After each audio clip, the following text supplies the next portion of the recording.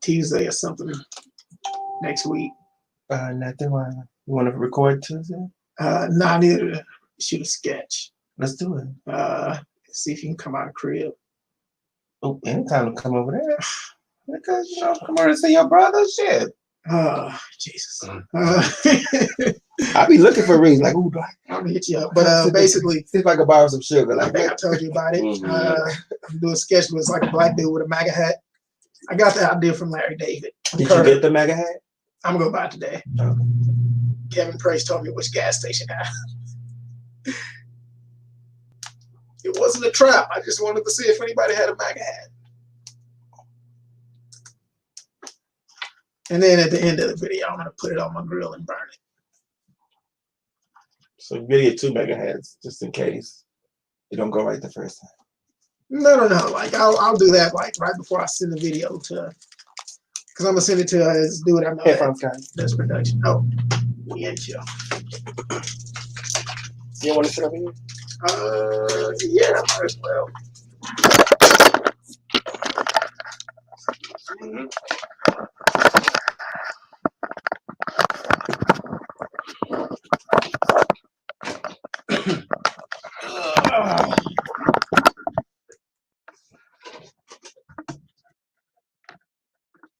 Come over just a little bit.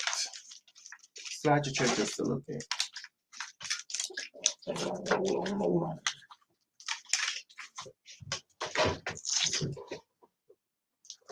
Can you see me?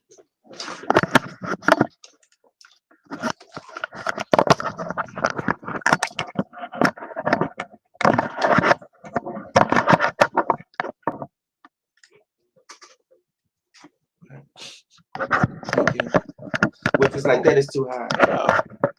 Oh, that's why you did that. I just want everything. I don't know.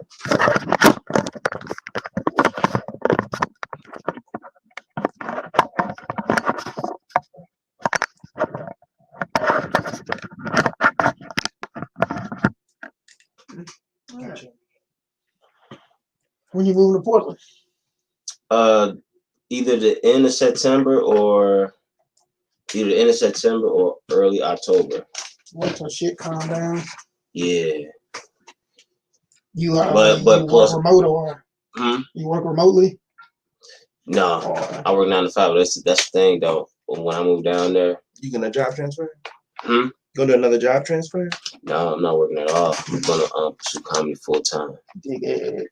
Cause you got a white bitch to live with or something? No. It's a joke. Hit the road mostly. People think that though, but yeah, hitting the road. Cause I'm gonna keep the shows in Utah, and then I got some things going on in Chicago too. Cause that was one of the shows that got canceled before the like when the corona situation hit Chicago. Oh, okay. So I have some going down there too. I need to get up to Chicago. I know a couple people out there.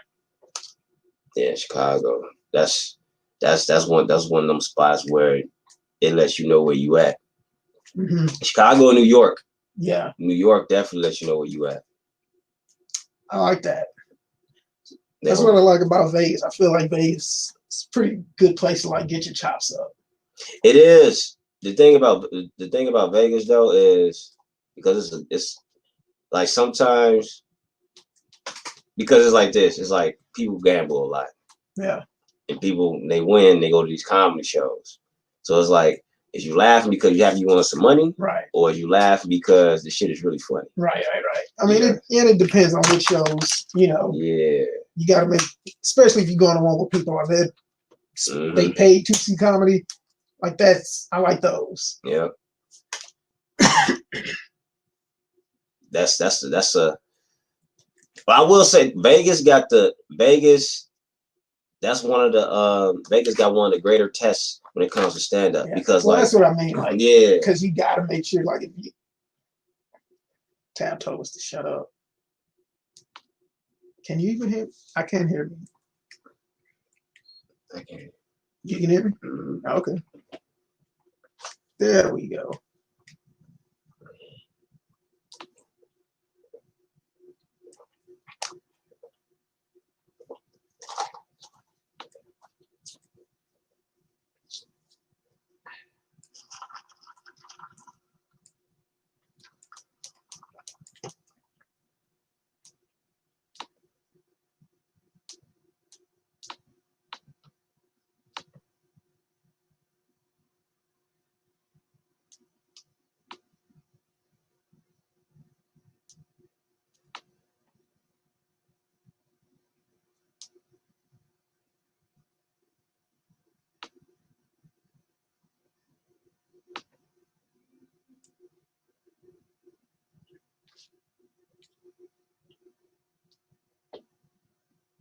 I'm just fucking with you.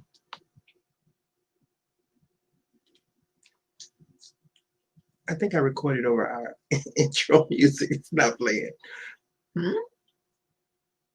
How do you do that? I thought it was like a button you press. I did, but I hit the top button instead of the bottom button.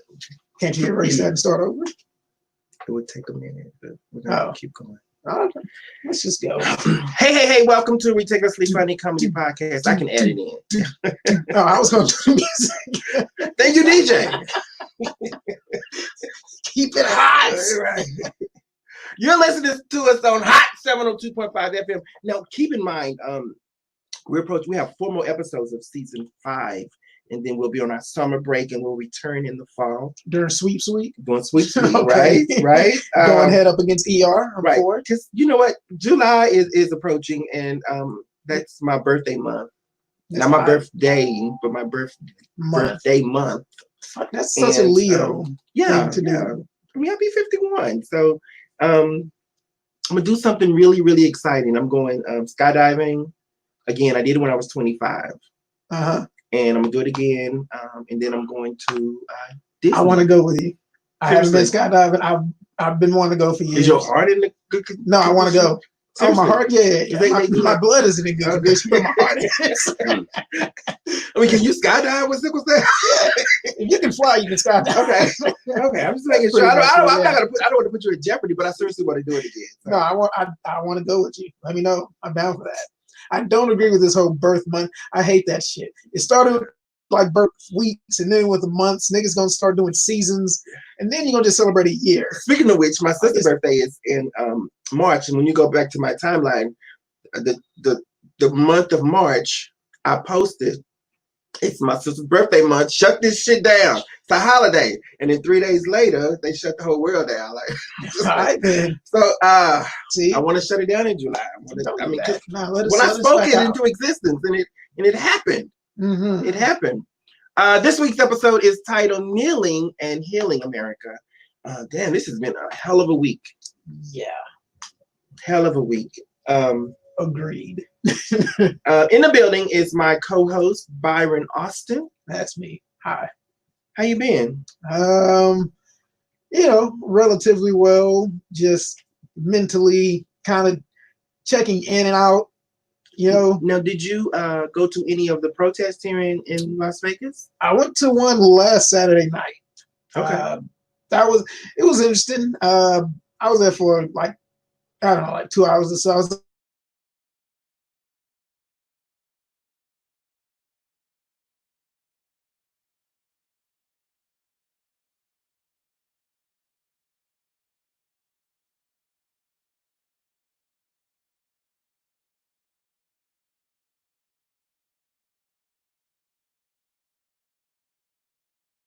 closing off a street. We noticed that would start getting like closer and closer. And then like people started saying like it's like the cops are trying to like close people in and box them in where they can't leave. And that's when I left. Sometimes you have to know when to cut it off. Like, so I'm gonna make a U-turn, right? Like everybody's going to the courthouse. I was like, all right, cool. I'm just taking left at this parking garage. I went the second day of protesting and walked 2 blocks, and I was like, where the fuck did I park? We can't drive this. Like it was just too exhausting. Well, there was one dude that was like in a car, like driving, like with the protest, just driving. That would have been me. That would have been me. But it's like, all right, I guess you're with the struggle. Okay, I feel you. I got tired too quick. I'm like, I don't even have asthma, but I felt like I had asthma. My biggest problem was the kneeling. Like they would march and we would stop, and like they'd make a speech in front of the cops and people would kneel. And I got arthritis. It's like I stand with Cap. So it's like a Catholic church. You up and you pretty much up and you down. Up and you down. Like, okay, so also in the building I have oh shit.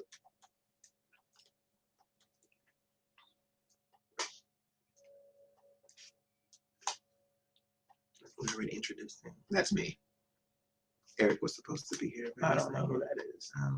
Also in the building is Torris Fairley. Did I spell your name right? No.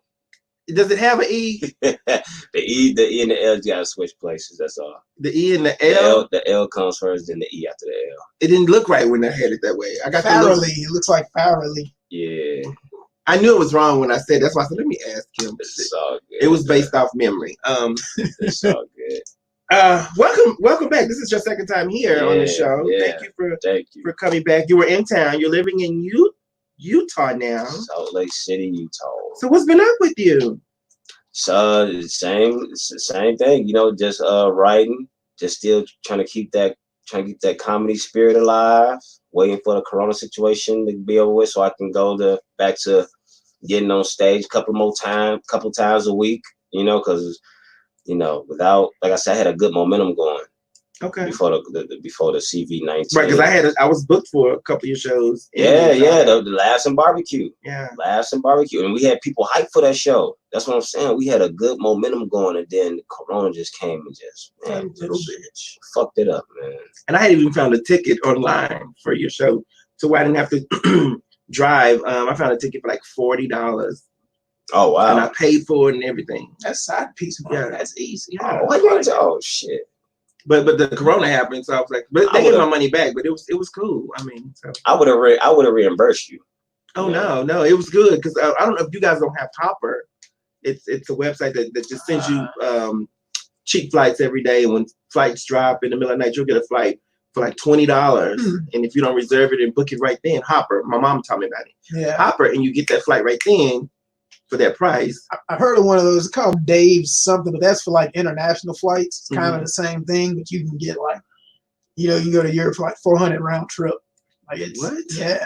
Yeah, they got some crazy deals on that, but it's kind of similar to Hopper. Does Hopper do international flights? I don't know. I've never put it into, but I'm sure they do. But anyway, so for about a week, I would get these messages for Hopper for my trip to Salt Lake, and I got one. It was for it. I was like, yeah, book it. Yeah, and you book it right then. And this was a good flight because it didn't have any layovers or anything like that. It was just a straight shot. It took care of your luggage fees. This was one of those flights. It wasn't even a flight to where if I booked it myself, I would have had to pay the luggage fees. The luggage fees was included with it. I was like, what? And it was on Delta, so luggage fees are $30. So fuck that. But so if you don't have Hopper, download it and use it if you're traveling or you travel a lot. Because those flights were. I just found a flight. With the COVID happening, I found a lot of flights to New York for $8. Like, I'm not going to New York right now. I'm not feeling that one. Right. But they were trying to get you there. They're gonna keep you there too. Well, thanks for both you guys being on the show. Oh yeah. Yeah, so we have a lot to discuss today. And we were talking about going to the protest. Yeah. Now, there's a lot of protests across the country. Well, now across the world. When you have, and I think George Floyd has just the incident itself, not George him, but the impact on how he was murdered and caught on camera. How this was all has traveled around the world, and the people are marching for him and for us, and standing up for us. And then I always thought that in Canada and Great Britain and all that they didn't have these type of race issues, and they do. Yeah, they do. And that's why the people are marching there, because not only are we tired of it here, they're tired of it there as well. And to see that, and to see all colors, all races, all nationalities marching, it just gives me goosebumps every time I think about it and watch it. It does that, but it also makes me incredibly sad that it's like developed nations that aren't even as developed as America, and you're protesting about shit that's happening here. That's ridiculous. Yeah. Like, that tells you what shape this country is in. Mm-hmm. I mean, the fact that I don't know, I'll probably live here for the rest of my life.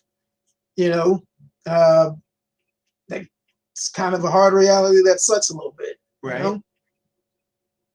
But I think I'm gonna try as much to use my art as activism when I can, because again, I don't know if there's gonna be any more protests.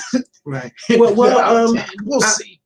I did something last week. I reached out to all my comedian friends and asked them to do a video and send me the video of us portraying a victim of police violence or white violence, whatever you want to call it. Yeah.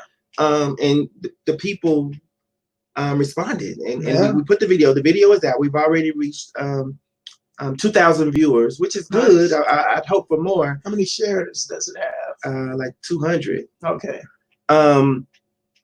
And the NFL did one in the same way yesterday, and I thought that was amazing. Yeah. They did it kind of similar how we did it. They announced themselves as the victim. Each player chose a victim, and maybe our video got to the right person. I don't know. Right. You know. Well, they're all superstars. So you have 15 million followers, and if you share it, and then that 15 million, then another 13 million, and another 16,000 here. And so I can see how it got the views it's received. Absolutely. But it just watching it touches me, and it made me feel like we did the right thing when we recorded ours and sent it in, because we are Tamir Rice and Breonna Taylor, thank you, and George Floyd. Whew, I want to cry. Don't cry, baby. Every time, right? Don't cry, baby. Don't cry, baby. every time. You know what? People say that how can you watch it and not tear up?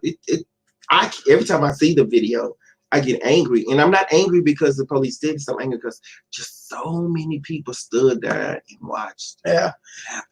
Yeah. And I understand that the girl who was recording, she was 17. I don't expect her to do anything. But you hear the men voices in the background. Right. Why did they're scared too. They know of course. But I saw one video where he pulled out a mace can and told him to get back. So I get it. Yeah. Don't think he'd hesitate to pull out a gun either. Speaking of which, why can't they just walk around with rubber bullets? We'd have less dead people. Hey, they will stop you. A rubber bullet will stop you. Yeah. I mean, I've seen it do damage. I've seen people put their eye out. From rubber bullets. Yeah. Like you can hit in the head. Not like regular bullets. So not like but I mean, it's got to hit you in a very specific spot for a rubber bullet to kill you. No, I agree. I don't even think police should have guns. Y'all get billy clubs until you learn how to behave. Like y'all are on punishment. Get a flashlight. Get them, I don't know, like a water gun, maybe. Some rocks. Yeah, it's some rocks. Slingshot. Stop y'all. You know what? And I have nothing against the police. I mean, I've been arrested by some nice police, and I've been ticketed by some bad police. Have you fucked a cop before? Actually, I came close. Okay. I came close. But let me tell you why I didn't fuck him. Because he's a cop, I hope. No. So my mom, I was living in Dallas. My mom was living in Atlanta. My sister had gotten married. My mom flew to town for the wedding. My mom was staying at my house. I go to do something before I take my mom to the airport, and I get into a car accident. I wrecked the car, and the black police officer that showed up, his name is Milton, showed up, and he was like, I'll take you home. And I was like, okay. So he takes me home because they towed my car to the dealership. He comes home, and he said, I can walk you to the door. I said, I can walk to the door. And I didn't think he was trying to fuck at the time. I just thought he was just being overly polite.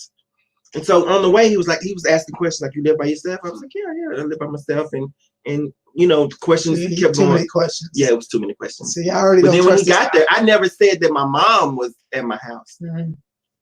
And then when I go to the door, and I was like, Mom, I just got into an accident. He was like, your mom is here? I was like, no, my mom is visiting. Can you take her to the airport? And he was in a police car, squad car. She was like, I ain't riding no goddamn squad car. But he can get you to the airport on time. So I never fucked him. But he ended up fucking my friend though. Oh, okay. Maybe y'all can be Eskimos. And then I end up being friends with his wife, who I didn't know was his wife, Daphne, who I met, and when she told my husband was Milton, I was like, I know Milton. This wasn't when he fucked your friend. He'd already fucked my friend. He was still fucking my friend. When he was, but when I found out that was her husband, okay, I was like, damn. Yeah, see, I just think people should stop fucking cops. You got to do something. What was that Shakespeare play where the women like stop fucking the men just to get them to not go to war? I'm not a Shakespeare fan. Was that hold on? Was that was that Macbeth? I can't remember. Macbeth? No. I can't remember. I remember Nick. It was like, remember that movie Chirac that Nick Cannon did? It was based off that. I still haven't seen Chirac. I don't plan on seeing Chirac. Anyway, stop fucking cops. They'll act right, hopefully. We gotta take a break. We'll be right back. I dropped the. It's cool. We'll see if I can get through it. All right, guys. We're recording this on a Saturday, so hopefully you got some free time. It's not like you're doing anything anyway, but you can probably go out and get a drink. So after you get that drink, you don't want to fumble around, getting chafed, doing things you don't need to do. Get a bottle of spunk, give it a couple of squirts, have some fun. It's a hypoallergenic personal lubricant, okay? It'll treat you well, get you rubbed up right, and it won't leave any mess. It's not greasy, it's not sticky. It's the perfect lube for your boob. Spunklube.com. Boob? Yeah. Lube for your boob? Yeah, you can titty fuck them. Do guys still titty fuck ladies? It depends on how big her titties are. I don't like being titty. Welcome back to the Titty Comedy Podcast. I'm your host, Miss Tabloid. Still sitting here with my co-host Byron Austin. What up? What up? What up? And our special guest, Torris Fairley. Yay. We were talking about shopping. We were talking about titty fucking. Titty fucking. But, I don't. Titty fucking is not my thing. I don't want it in my face until I'm ready to put it in my face. Right. And sexually, don't ask me to suck your dick, because then I don't want to suck your dick. I want to do it because I want to do it. Just let me surprise you with it and do it. And sometimes I just want to pull my dick out and like have you just like, I don't know. It just makes a man feel good. Like if a woman's like just came up to me and is like just put my face in the pussy, it's like you know what, you got it. You got it. No. Like if we just chilling at home, like watching a game or something, she just roll over and put a pussy in my face. Like, this is kind of sexy. I'm here for it. Eat it. I'm gonna check the score real quick. Right. Okay. Like, I got 5 minutes to, fuck around, and then we're back to the game. That's a perfect Saturday afternoon. Yeah. I don't know what you're talking about, Tab. I don't like it. It's a turn off to me. Just the request is the turn off, not the action. The request. That's pretty selfish, man. Yeah. That's right, yo. That's selfish. but if I tell you in the beginning of the relationship that I'll suck my man dick, I'll do it. You know what he's gonna do? I think he's gonna sit there like and sigh. Yeah. Yeah, baby, what's wrong? I tell you what. I had one relationship. Embarrassing as it is, I fucked that one up too. But I had one relationship where it's like I never had to tell this. I never had to ask a female to go down because she went down on me. It seems like every chance she got, no matter where, no matter where we was, we'll be in the car. She was white. We'll be in the car. Yeah, we'll be in the car. We'll be in the car, and we'll be at a stop sign. Taking advantage of you. And she'll be driving. We'll be at a stop sign. She'll be driving. And if there's no cars behind us, she'll just unsnap her seatbelt and just lean over real fast and start sucking for like 15, 20 seconds. I think it's very dangerous. Is that satisfying to a man? Because I know if 20 seconds and now you're erect, now you're sitting there with a hard dick, and you on your way to a job interview, like, baby, why would you do this right now? But what the thing is, we did this though. This was like she would do this. She was like she would do this. She would do this like when we were on our way home or we were on our way to a comedy show. So it's like it's already like one of the fun nights. Okay, you know what I mean. So, but as soon as you get to a stop, it's like, oh, we fucking. Yeah. Oh, it don't matter if it's in the car, back at home. As soon as you get to a stop, I've never had car sex in my entire life. Yeah. But I never had car sex because I don't move around that good in a car. Gotcha. Like niggas I fuck with, they don't have SUVs. With trucks and you need a nigga. I need a nigga with a big old car. We can't do in a Toyota. No, we ain't doing it. I'm doing a Corolla. Nah, my truck is pretty roomy. I've had car sex in there a couple times. Never not mad at it. It's not comfortable. No. I'll still do it though. Yeah, you're a man. I'm getting these nuts. Yeah. These nuts are coming.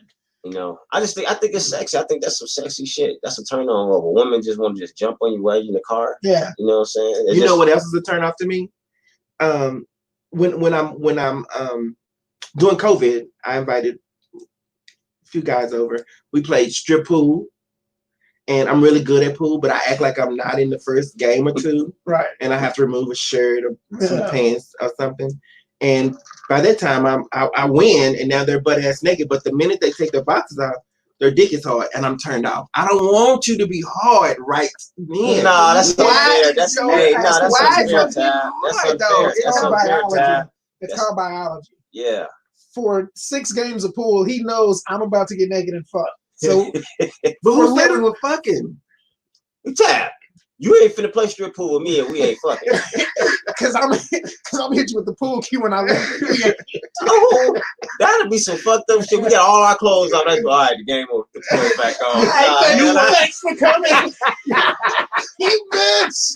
You was. No. I guess I've done that. I swear I've done it.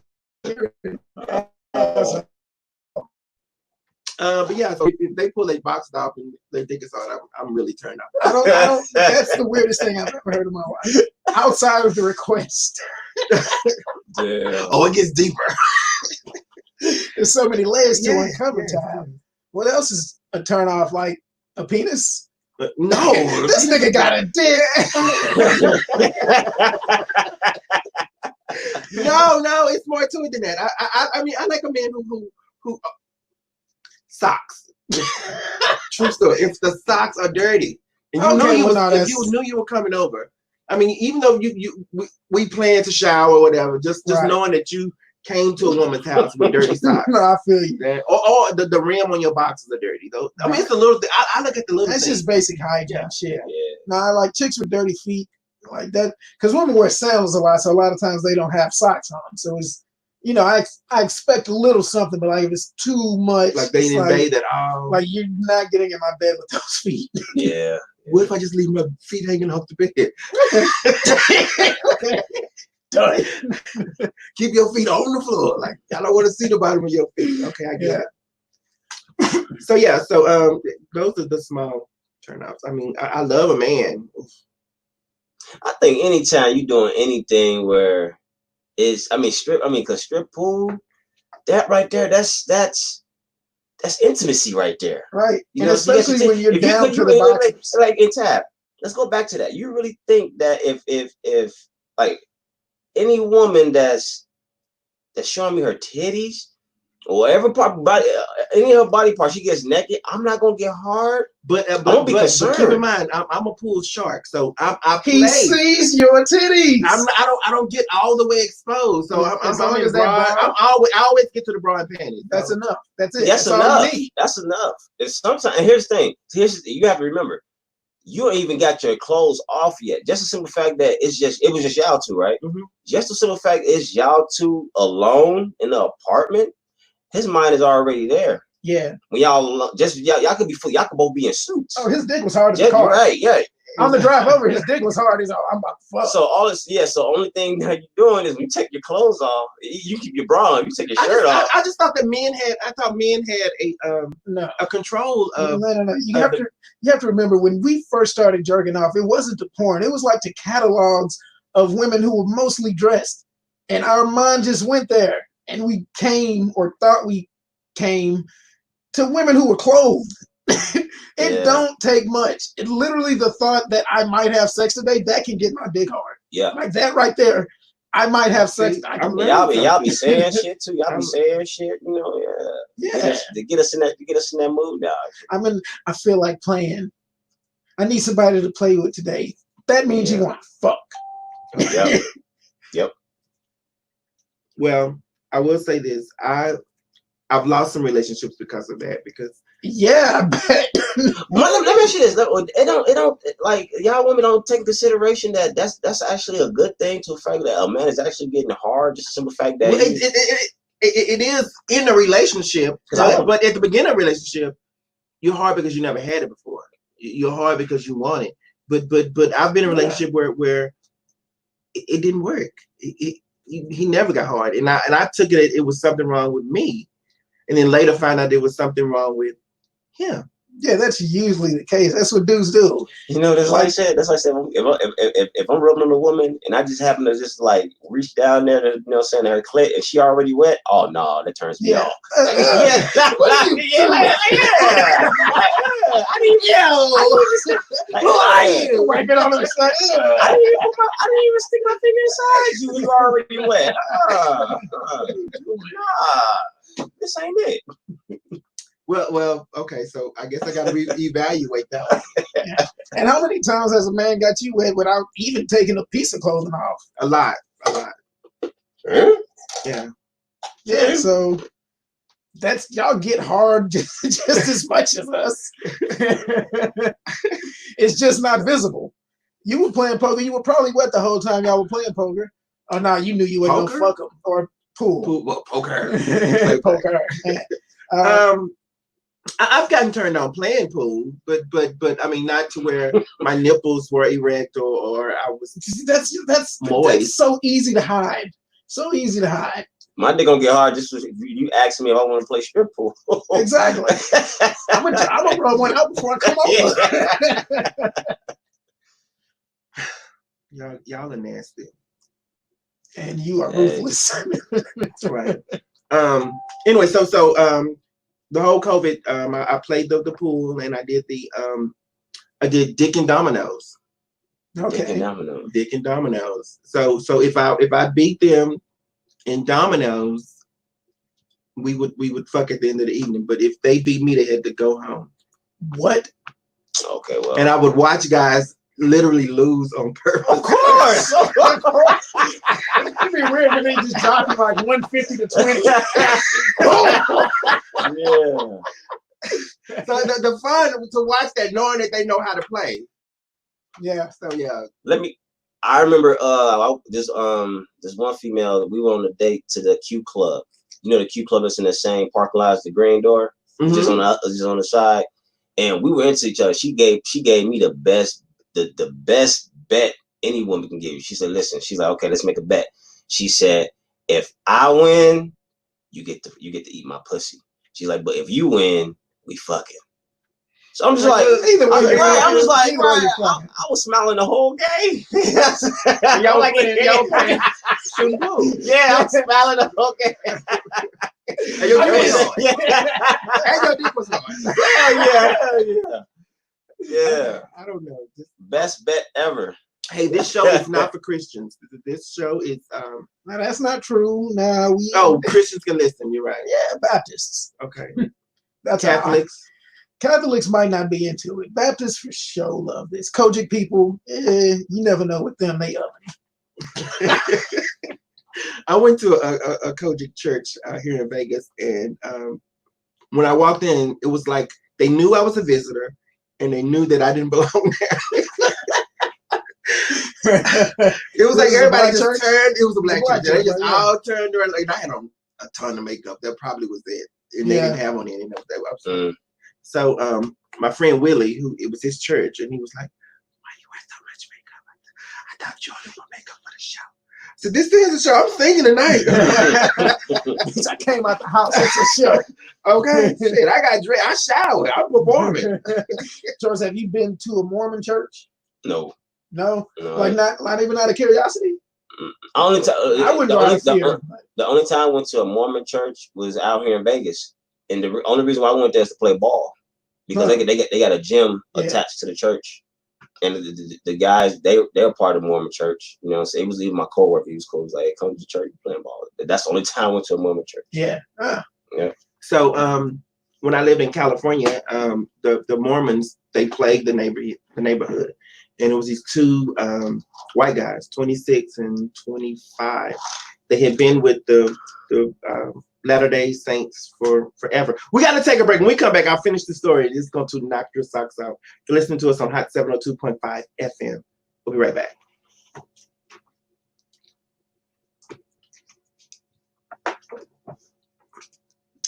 All right, guys. Something Mormons don't use too much, but could make their lives a little easier. Made in the USA, Spunk Lube. Visit spunklube.com. The great thing about Spunk Lube, Torris, is that it activates when wet. So with like your bodily fluids, it's what it activates with. So like if spit, cum, what else can the juices, all that good stuff. It activates again, and it doesn't leave anything greasy or sticky. It's a very smooth, hypoallergenic formula, so it shouldn't cause any rashes. And what's the name of this again? Spunk Lube, SPUNK.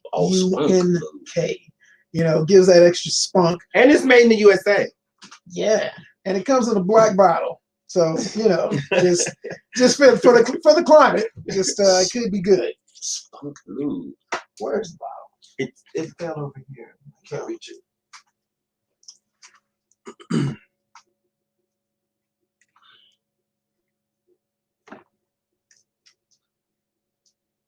Hey, welcome back to Ridiculously Funny Comedy Podcast. I'm your host, Miss Tabloid. I'm still sitting here with my special guest, Torris Fairley. Right on. And my co-host. Every week, we're approaching in 2 weeks, it'll be 1 year, Mr. Mr. Byron Austin.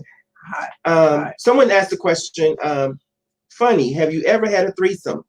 Now, I have had a threesome. It was in my college days. It was fun as fuck. It was actually a foursome. But I like how you say it like it don't count. Right. I was in college.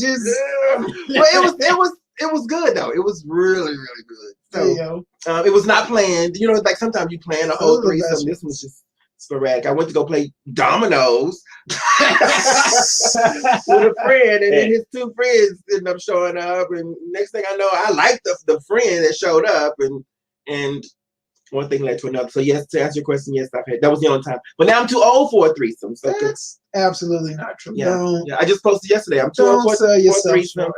I might have to tell other people, look, I'll fuck you tomorrow. One today and one tomorrow. We ain't gonna do all that shit today. Once I get mine, I'm so sleepy. It's like I get that itis. It's like I'm ready to go to sleep. I don't need you to get two. Don't try to get two of them. Just no. I'd rather do it that night and then do it again in the morning. What if you can have one dude that comes quick and then one dude that like really fucks you? That could be. No, I don't want that long fuck.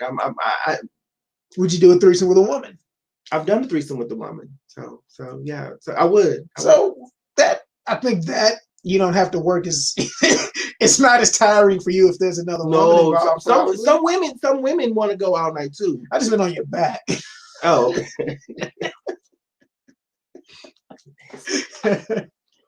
So I don't know. I've never had a threesome. Ever? No, unfortunately. Have you ever had a threesome, Torris? Yeah. Okay. He said like a Christian, yes. Yeah. Why we bringing this up? That was y'all conversation. No. It wasn't. I had a threesome only 3 times. Well, that's only one of them. 3 cubes. But only it was out of the 3. I only enjoyed that on the one time. Oh wow. Yeah.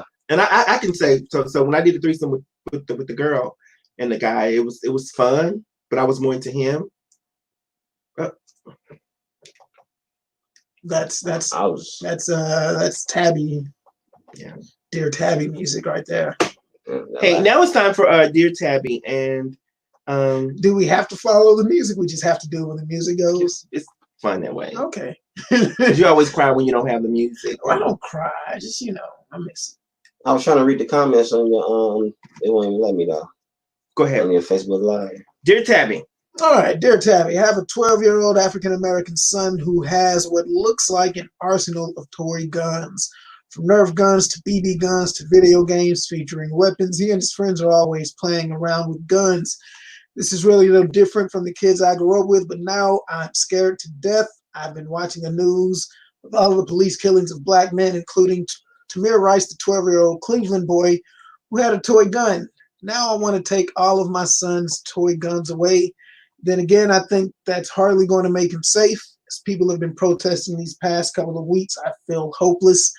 I want to protect my son, but not make him afraid of the process. What should I tell him to keep him safe? Signed, Scared Mom in Los Angeles.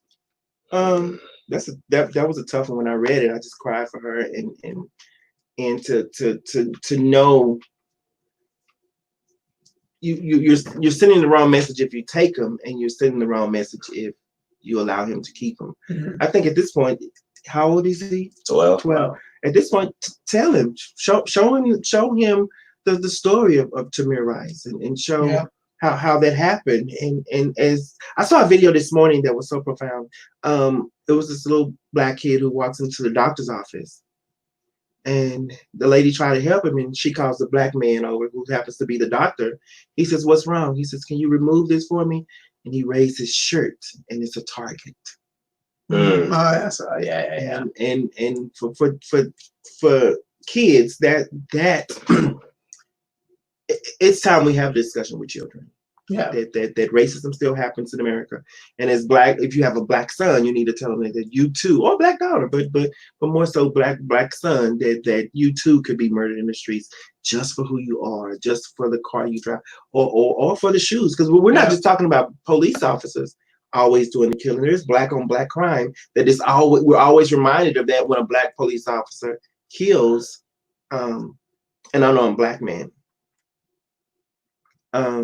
Which still bothers me. Why do we still have to bring up that? And there's white on white crime, and I hear it all. There's no, I don't see color. If you're saying you don't see color, then you don't see me. Yeah, pretty much. Because I'm of color, and for people to continue to overlook it as a parent, share with him, tell him, talk to him, or get a man to talk to him, and to share with him. Yeah, and share with them about not just Tamir Rice, but all of them.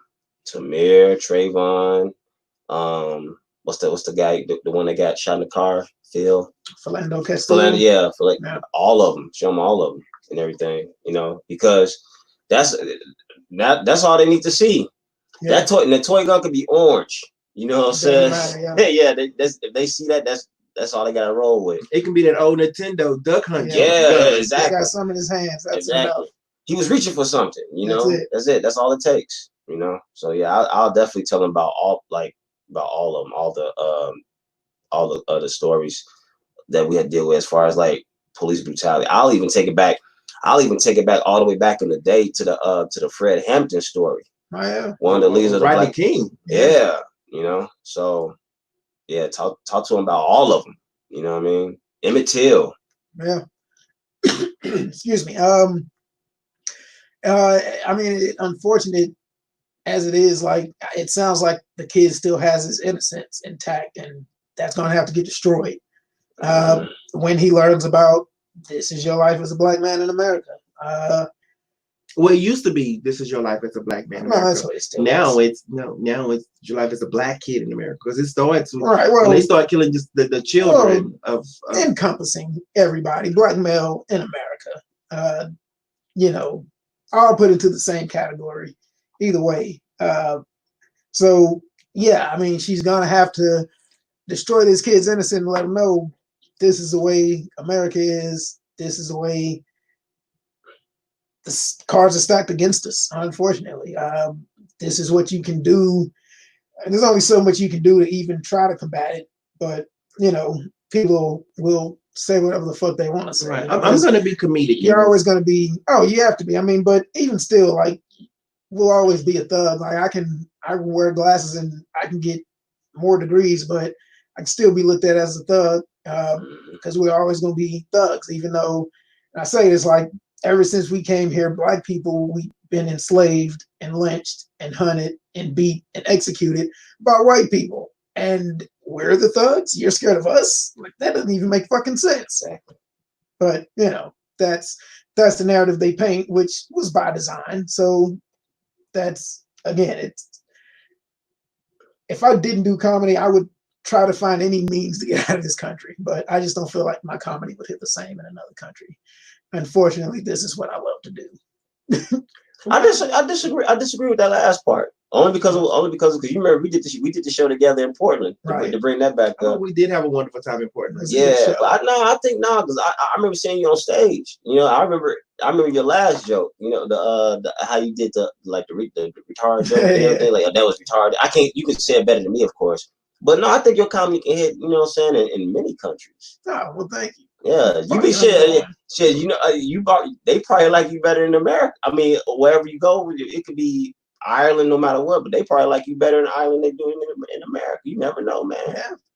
Like, hey, I get out there. I want to build my platform here. I got, get a name, and then once that happens, maybe who knows what the fuck can happen. But I do want to use my comedy as activism, at least translate that through the art.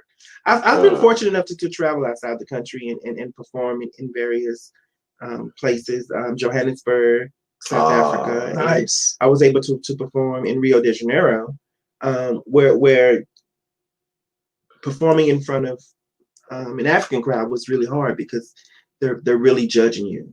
Yeah. And Africans are judging. Right. Have you ever met a Nigerian parent? Oh my God. Yeah. So I think that's the hardest time that I've ever had to perform was in Rio de Janeiro. I mean, Johannesburg.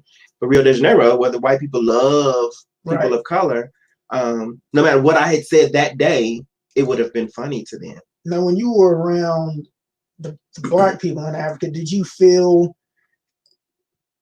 I don't want to say inferior, but almost like a sense of envy? Did I feel? Yeah. No, I felt like a celebrity because let me tell you why. Because they when I got off the airplane, the first thing they saw was me and two of my friends. We were going there to perform. They treat us like royalty. It was like they thought we were Oprah Gayle and the Gale's puppy. I don't know. Yeah. It was just that they just cling to us and they gave us everything we ever wanted. And they put us in. We had the company that we were working for put us in a regular hotel room. They gave us like the presidential suite. Because of who we were when they saw us, and then for them to treat us with such royalty. Then when we get to the show, they looking at us with this blank face, like bitch, you supposed to be laughing. I literally had to get off stage and tip a couple of people, like, come on now, you came to laugh. You paid the money to see the show. Yeah, and we had like 9 shows, and for them not to laugh, each show was the same. So we knew what we had to do because they're there to judge you, but they pack the house out because they want to see American people. Mm. They didn't laugh. I mean, they laughed, they chuckled, but again, they're judging you. They're watching your style, and then when you get off stage and you do like the meet and greet with the fans or the audience, first thing, oh my God, who did your hair? These are things that they watched while you on stage. Oh my God, what are you wearing? Who are you wearing? What is that? That wasn't your stand up, right? It was stand up. Yeah. Oh, I thought that was when you were with the circus. It was, but okay. Okay. I didn't know that. Yeah. I thought you did I know you did the music. We did music, yeah. And you brought, okay. I didn't know you did stand up with it too. So it was hard. It was really hard. So, but it was all black people though. So did they come up afterwards like, it was so funny? But like during the show, they just stoic. But like after, they was like, oh, that was so funny. Right, yeah. You guys are amazing. Like, I laughed so hard inside. Yeah, it was. But back to let's wrap this up with Miss Scary Mom in Los Angeles. Talk to him, tell him, and I was gonna be comedic. Make sure that if you're allowing him to play with these guns, make sure that he can shoot really good too, because you want him to shoot back. And if he's not using these guns to empower his shooting skills, then take him from him. On the real, like when he turns 14, 15, get him into some real guns though, for real, like safely and like be smart about it. But I'm like every black person in America at this point, if you're not armed, you need to be. I'm going next week to put an order in for a gun. I already know which one I want. As long as they have it in stock, they can order it. I'm trying to get that set up now. I'm actually going to the shooting range today with Donnie, if you guys want to go with us. You got an extra gun? They'll get you one, but I got extra guns. You know, I got guns. You gotta rent their guns, right? Yeah, it's only $25. They take care of your gun and your fees. I'm gonna shoot your gun. Okay. I don't know why I said that. That was nasty. Okay, you can play with my gun. Yeah. So today we're going to a shooting range. But yeah, so get a gun. Absolutely, I feel every black person get a gun. Not just any gun, neither. Right. Don't come on the 25. Yeah. I do. Although I do. That was my first gun was a 25. So. Yeah. I got the one I want is an AR-15. That's the one I want. But a shotgun is, I would say, probably my brother's gonna get a shotgun, so I feel like I can get something to play around with. Well, I think if you have a shotgun, you don't need two shotguns in the house. Exactly. You need an automatic, and you need the shotgun. I'm telling you, because if the zombies come, I always having to stop and reload. Exactly. We were saying we won't, like, at that point, once we get the guns, so I want somebody to break in. I might get a smoke grenade. Somebody break in, just throw that bitch downstairs. Like, yeah, you in here now, bitch. Right. Go Call of Duty on his ass. Yeah, man. Well, you're listening to us on Hot 702.5. 702.5. I know, just kind of. We got to take a break. When we come back, we'll wrap up the show. That was perfect time to tap. All right, so Torris, if you're here for this is where we usually do the field test. If you want to just take a dab and just lightly massage the fingers. Don't use it as lotion. And some guys like to rub it all in. That's how I know they nasty. If they put this lube all over their hands, it's like, oh, she a freak. You're supposed to just use the two fingers. Right, that's usually how I get down. Anyway, that lets me know what kind of night it's gonna be. Damn. Silky smooth, right? Mm-hmm. Now that decoy, right?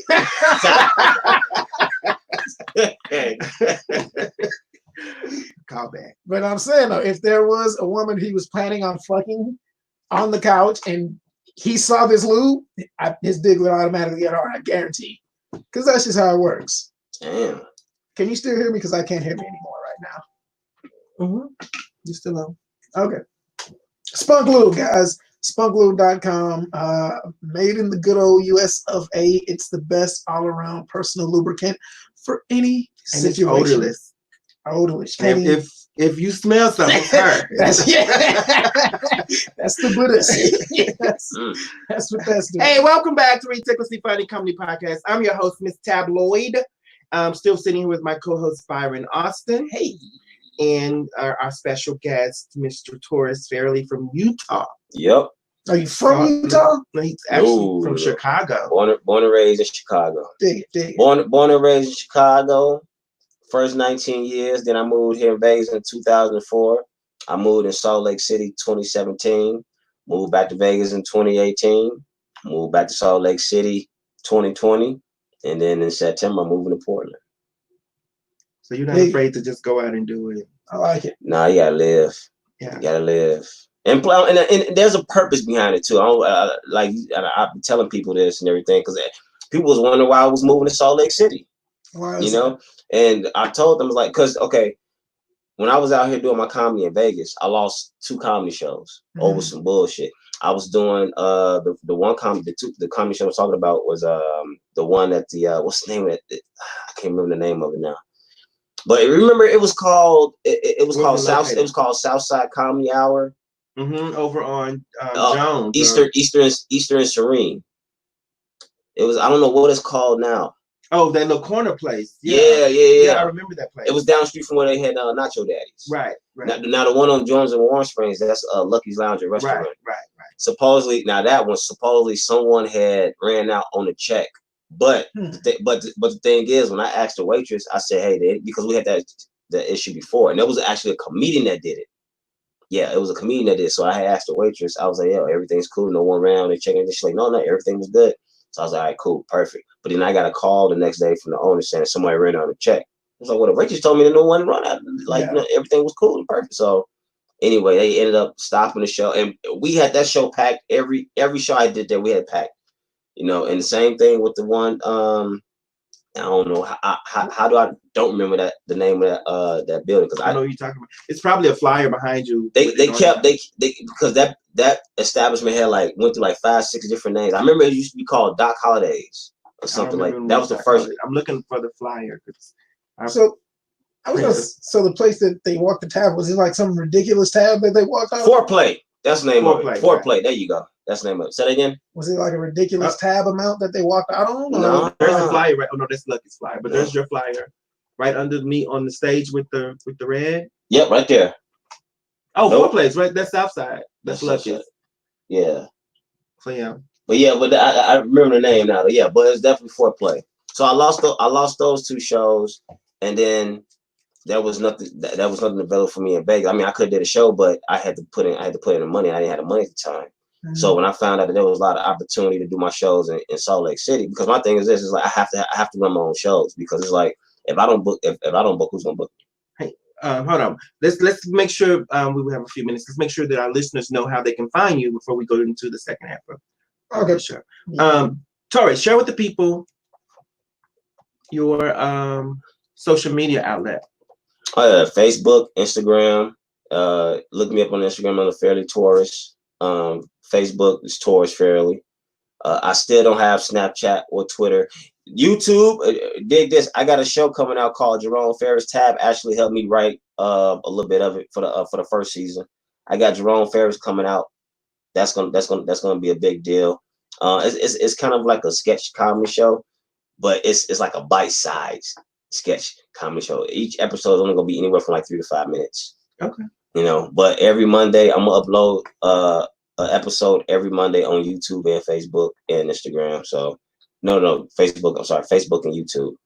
So be on the lookout for that. Jerome. It's called Jerome Ferris. I'm gonna be playing 4 different characters on there.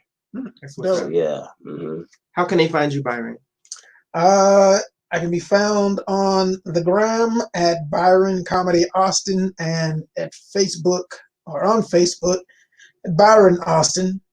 I really don't post much on Facebook, but I just like to jump in white people's comments and upset them. That's pretty much what I've been doing on Facebook all week. And I got a Twitter, but again, don't post much. Be Austin06. I'm gonna do this social media thing one day. I swear, when I get like some content to post. Right. You can find me on my webpage, which is Funny Miss Tabloid, FUNNYMSTABLOID, and on all other social media outlets, which is Facebook, Instagram, Snapchat, the Twitter, and YouTube as Miss Tabloid, MSTABLLOYD. Again, Miss Tabloid, MSTAB. Follow me. You guys don't do anything. I mean, tell your friends. If you don't even like me, tell them to follow me so they won't like me. Get back at them. Get even. Tell your enemies, like, follow this bitch. She ain't funny worth the damn. Follow if they don't like if they don't like you, then they probably take life way too seriously, because you funny as hell. Oh, thank you. Thank you. I remember we did Tucson together. Yes. Do you remember that show? Arizona, yep. Yeah, that was the fun show. That was a fun show. I wasn't too happy about the one because we did Phoenix and Tucson. Then we did both. Phoenix and Tucson, yeah. I wasn't too happy about my show in Tucson, but you rocked it though. You rocked both shows. Oh, thank you. Yeah. Thank you. She do what she do. She do what she do. But you know what? My best shows come from when I'm on tour. Yeah. I guess I'm so complacent at home. I'm just so excited for new people to see. I agree. And it feels like it's a difference, like almost a level of pressure. It's like, oh, people came to see me. I got to show the fuck out. Thank you guys for tuning in. This is the first part of the show. We do a quick after. Next week's show, we don't know who on it. Shit. We'll be here. We'll be here. You listen to us on Hot 702.5 FM. The wrap-up show is next. Guys, it's been amazing. Thank you for stopping by, Torris. Oh, thanks for having me. You're welcome inside the mini mansion anytime. Yeah. Byron, make sure you have a great week. Be productive. What I did, there was a lot of parking tickets that were placed on cars during the protest. And as a Black person, I did the right thing. I removed all the parking tickets. Well, they are still recorded. It don't matter. Their week wasn't ruined with the parking tickets. A lot of people have warrants they don't even know about. They have no parking ticket. So that was my civic duty to make sure that I took all the tickets off. I appreciate it. Because that's the kind of Black person I am. Power to the people. Is this a wrap-up show now? No, okay, I didn't know where it was the transition.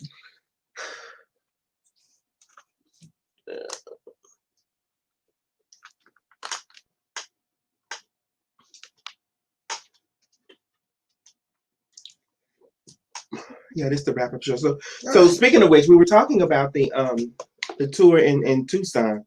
I actually got a ticket that week while I was there. That Sunday, coming in from Phoenix to Tucson, and the police officer, who happened to be a Dallas Cowboy fan and wearing a Dallas Cowboy Super Bowl ring. Yeah. And even when I told him that I was from Dallas and that Cowboys are my team, nigga wrote 2 tickets. Like, I'm like, he didn't give a fuck. It was like, no, you were still speeding and shit. That's fucked up. But what you do? But yeah, touring and doing comedy in different places. It I don't know. It's the adrenaline of new faces, new laughs, new people. Yes. Yeah. But I did have a bad show one time. I was in Chicago at Zany's, and it was a stiff crowd. The first comedian who was a host, because I went first. The first comedian was the host. He wasn't that funny, so I was like, "Oh, I got to come out here and really do it." But when I saw they laughed at 0.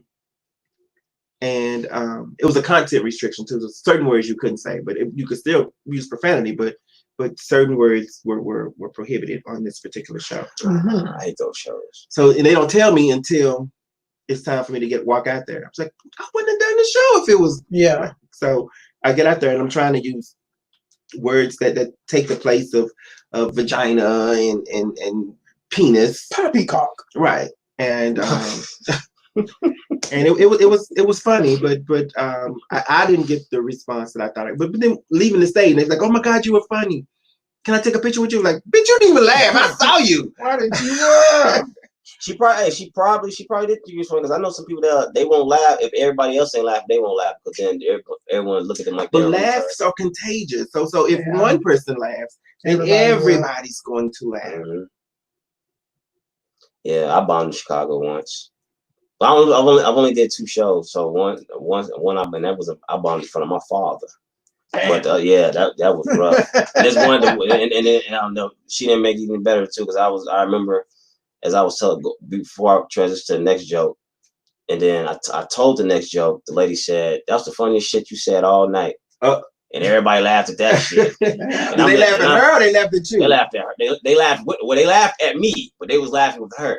You know? Yeah, they laughed at you. And the first person I looked over to was my father. My father was just like, it was all bad. It was all bad. I think bombing in front of like your father or your girlfriend is like the 2 worst people to bomb in front of. Oh yeah. That's why I never boxed. Whenever I bomb, it's hard for me to get it up. Yeah, it's hard. I don't know why, but yeah, play dominoes.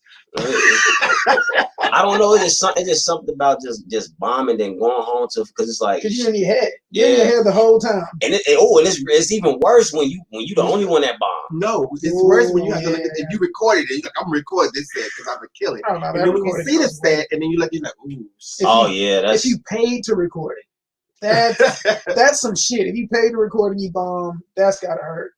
But if you're the only one who bombs, that would be tough. My mom came to show when I lived in Dallas, and I had a heckler, and the heckler was talking, and she said, "I'm gonna make you my slave." It was a little white girl. Oh, and I don't use profanity at all when mom's in the audience, and I was like, "Mom, excuse me for 1 second, bitch. If you don't sit down and shut the fuck up." So she came. The white girl comes to the stage, and I hit the girl on top of her head with the microphone. Yeah, and I said, "Security, come get this hoe." And so they drag out, and the people start clapping because she had talked through everybody's set. Yeah, and she just kept going and going. So when they drug her out, the audience started clapping. And after the show, my mom says, "Did you set that up?" That looked like it was a setup. Like I didn't even know the girl. I really wanted her out the building. Yeah, no. She was like, "Why didn't other people do what you did?" I was like, "I don't know. show. Yeah, people react different to the heckling. Yeah. Yeah, I've seen some like in the audience, like some. I don't even know if you would call them hecklers because they just make comments like throughout the show, not necessarily at Give the me an comedian. example. Give me an example. Like somebody might tell a joke and they'll just say something to their table, like they'll whisper a comment to their tables, like, "Oh shit, I maybe shouldn't did that." But it's like everybody can hear you saying that, but just saying it to your table is like, "Yo, shut the fuck up, man." But I don't think I ever have a problem with those type of people. It's the ones who like, oh shit, that she crazy. Like, it's those people. Like, just be quiet. Just let me finish. Hey man, enjoy the show.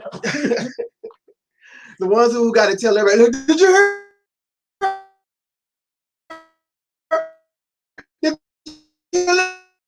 It's the same when you repeat. It was one show I did. It's the first time I was featuring. I think it was a Jay Devon show.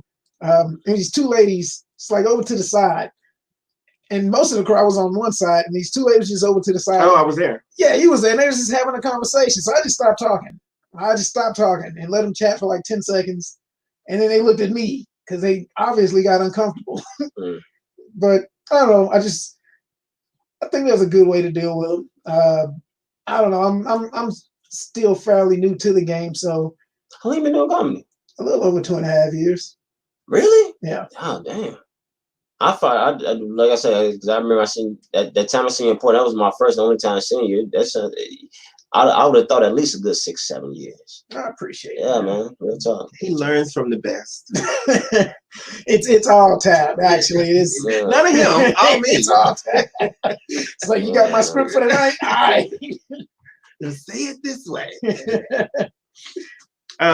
Yeah. So now, have you guys ever had a show that you were so proud of that you didn't record? The one in Portland. Portland. Yeah. I wish I had recorded that one. I wish they recorded the whole show, because that show in Portland was amazing. That one right there, I wish I would have had that on, because the thing is, when I go on Facebook, I talk about my performances on Facebook, but I talk about, I think I post more about when I bombed, when I did a great show. Right. And I do that just to let people know, like, listen, I'm not this dude that's walking around thinking that, you know what I'm saying, like, look, I don't have an ego. Right. That's really my purpose. So then I was thinking, I was like, man, I keep telling people about the times I bombed, and not just showcase, but open mics. Yeah. And even though bombing at open mic shouldn't be considered bombing, because it's working on material, right? Yeah. But still, like, you wanted to work that night. I wanted. How do you know it didn't work though? Because remember, when we do the open mics are really 97% comedians who, if they don't like you, they're not gonna laugh. Yeah, but but too, my thing is this though. I think that's also a good challenge too, because my thing is this: even if you don't like me, or if you just don't want to laugh because you know, so you're a comedian or whatever, if I can make you laugh regardless of all that, you know what I'm saying? Like, hey, okay, I got some shit. You know that makes sense, because like you really don't learn much from killing it. You learn from bombing. Yeah, exactly. Fucking up. So like when you do great, that's a high that carries you all night. It might carry you to the next time you get on stage, but when you bomb, it's like I gotta get back on stage. Yep. But even with a great show, sometimes I feel like the show that everybody thought was a great show, I'm leaving there thinking, damn, I did a horrible job. Yeah. And I'll record it, and I'll watch the first 45 seconds, and I turn it off. That was horrible. And I don't even know why people are laughing, you know, because I have a hard time watching myself anyway. There's one video that I can say I've watched probably the most, and that was the time we did the Tucson show. Mm-hmm. I watched that video over and over, and not because it's my best set. I was only supposed to do 5 minutes, and I ended up doing 17 minutes. Man, just run that light. That's what they say about black people. No, I'm fucking with you. Torris was hosting, and I think the audience really loved. They fucked with you. Yeah, they didn't even know me, but they loved me, and they was like, keep it going, and finally I was like, you know, I'm tired, I'm done. And then finally I was like, okay, that's my time. I mean, they didn't give me the light or nothing. It was just like I just ran with it, and actually it led to a later booking where I was headlining the next time I was there. So yeah, shit. Yeah. So yeah, so good shows like that, and again, that audience paid to see comedians. Mm-hmm. Yeah. That was a good crowd too. Yeah. That was a hell of a good crowd. That was Arizona's got some good spots. I need to get out there. That's that one lady that didn't give me her number. It was a lady, she was gonna give me her number, but she didn't give me her number because I forgot her name. She got mad because she forgot her name? She didn't give me her number. She probably didn't get mad, but she was disappointed, but she was gonna give me her number. But she's like, what's my name? I was like, damn. And she's like, have a nice night. And I was like, oh, fuck it. She was fine too. Damn. I actually met that biracial guy. Remember he walked in doing my set? And because there wasn't very many black people there. And it's on video, I got to show it to you. He walks in and he sits in the corner. I was like, oh shit, somebody light skin just walked in. And I say this on the mic. I said, I hope he don't rob the place. And then everybody was focused on him. Yeah. And I said, hey sir, how you doing? And he waved. I said, you want a drink? He was like, no, I'll buy you a drink. I was like, oh shit. I'm gonna get this pussy robbed tonight. And I couldn't even take him back to the hotel room because Antonio was with me. So shit. Lawless? Yeah. Oh, okay. You gotta sleep in the car, bro. I would have, but I was scared he would run off with the car. Yeah. Well, you're absolutely right about those out of town shows. That adrenaline is different. Mm-hmm. Because the thing I love about it is because it's like your old jokes feel new now. Yeah. Yeah. And I think that's when you should use old jokes, or when you have a new audience. But if you're in your hometown and you're still kicking out the same jokes, and then you're defeating the whole purpose of being a fresh new comedian. To me, that's just my opinion. Yeah. Stifling the game. Yeah. Do you guys have any questions for us? What y'all want now? What y'all want now? Shout out to I seen Lawrence Payne was the only comment I see. I can see everybody else comment for some reason, but shout out to Lawrence Payne. You on the live? Yeah, when I went on live, he was the only comment I was able to see. How many people on there? I can't see it. Well, when I went on there, it said 8 comments, but at that time, but it was the only comment I was able to see. He's like, my favorite people. I was like, oh, that's my boy right there. He was with me when I did Lucky's Lounge and Restaurant the first time. Because I did 2 sets there. 2 lives. On Facebook and Instagram? Facebook. 2 on Facebook.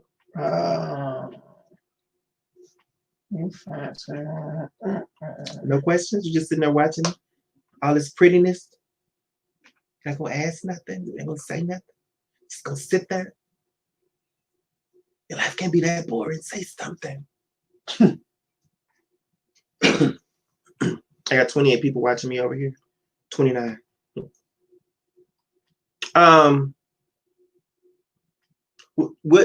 Where does your writing come from when you guys are writing? So now, have you ever had a joke where you had it in your head in the shower, and then forgot it when you got out the shower? Yeah, that's happened. Not even the shower, just I could be driving. It's like, oh, that's a good one. I can't write it down right now. Hold on, I got this guy says, I guess it's a guy, a girl guy. I wish I was cross-eyed so I could see you twice. Oh, that's cute. That's cute. Now I'm in love. Like, you get this. You want to play some pool? I'm gonna steal that line. Play some dominoes. I'm gonna steal that line one of these days. Right. I don't know when I'm gonna steal. I wish I was cross-eyed so I could see you twice. Yeah. I'm still waiting on. That's another line I'm waiting to use. Oh, wait a minute. His next line was, "Are you a parking ticket? Because you got fine written all over you." I heard that before. I've heard that one. On the scale from 1 to 10, you're a 9. Because I'm the one you need. Oh. B. I give you a B. He already got the pussy with the cross eyed. Yeah. Okay, now you're making me walk away. Yeah. Should have ended on the cross note. You had a high note going. What was the question? What were we talking about? All right. Writing. I don't necessarily like sit down and write unless like something comes, and then like I'll kind of get the engine going, and that's when I just start pacing for the most part. Like even at the offices, I just walk around the office. Now, have you gone back to work in the office yet, or y'all? No, I just got a call yesterday. They're going to extend my benefits through July. So that's the good news, but I don't have a return date yet. My original return date was June 15th. Looking like that's not going to happen. So still on furlough for the time being. But no, I'll get the pacing. And then like I'll kind of get it developed and how I want it to go out. And then I'll write it down. Like there's some cats I know, like they don't write shit down. And that is weird. But I get it. Like I just can't do it. But then I write it down, and once I get the writing, then I can kind of get in the groove. But I can't just sit down and say, like, all right, at noon, I'm gonna write. I can't do that. No, my question was, have you ever had a joke in your head? You thought about it in the shower while you were driving, or some moment where you couldn't write it, and then right when it was time to write it down, you lost the whole thought? No, because you write it on the wall. I write it whatever it is I can write on. Yeah. If it's a gum wrapper, I look for something to write on. You carve it in the soap. If it gets to that, you know those little detective notebooks? I started carrying one of those around too, just because something comes, just boom. Like when I was bartending, it was easy because I just print out a receipt and like jot some shit down, stuff it in my pocket. But I will say this though, and I don't know. I'm pretty sure it probably happened to y'all. There's been a time when I've said a joke, and in my head, it sounds genius. Oh, but it don't work. And then when you put it on paper, oh, it sounds stupid. Yeah, it sounds stupid. Or like I rehearse my jokes for my brother a lot. Mm-hmm. Speaking of which, I love Marcus. Shout out to my brother. Shout out to my brother Marcus. Yeah, between us, Marcus darling. You know, Marcus darling. Yeah, we should do that till he was little too. Marcus darling. I'm not wearing any. Yeah, Lady Eloise.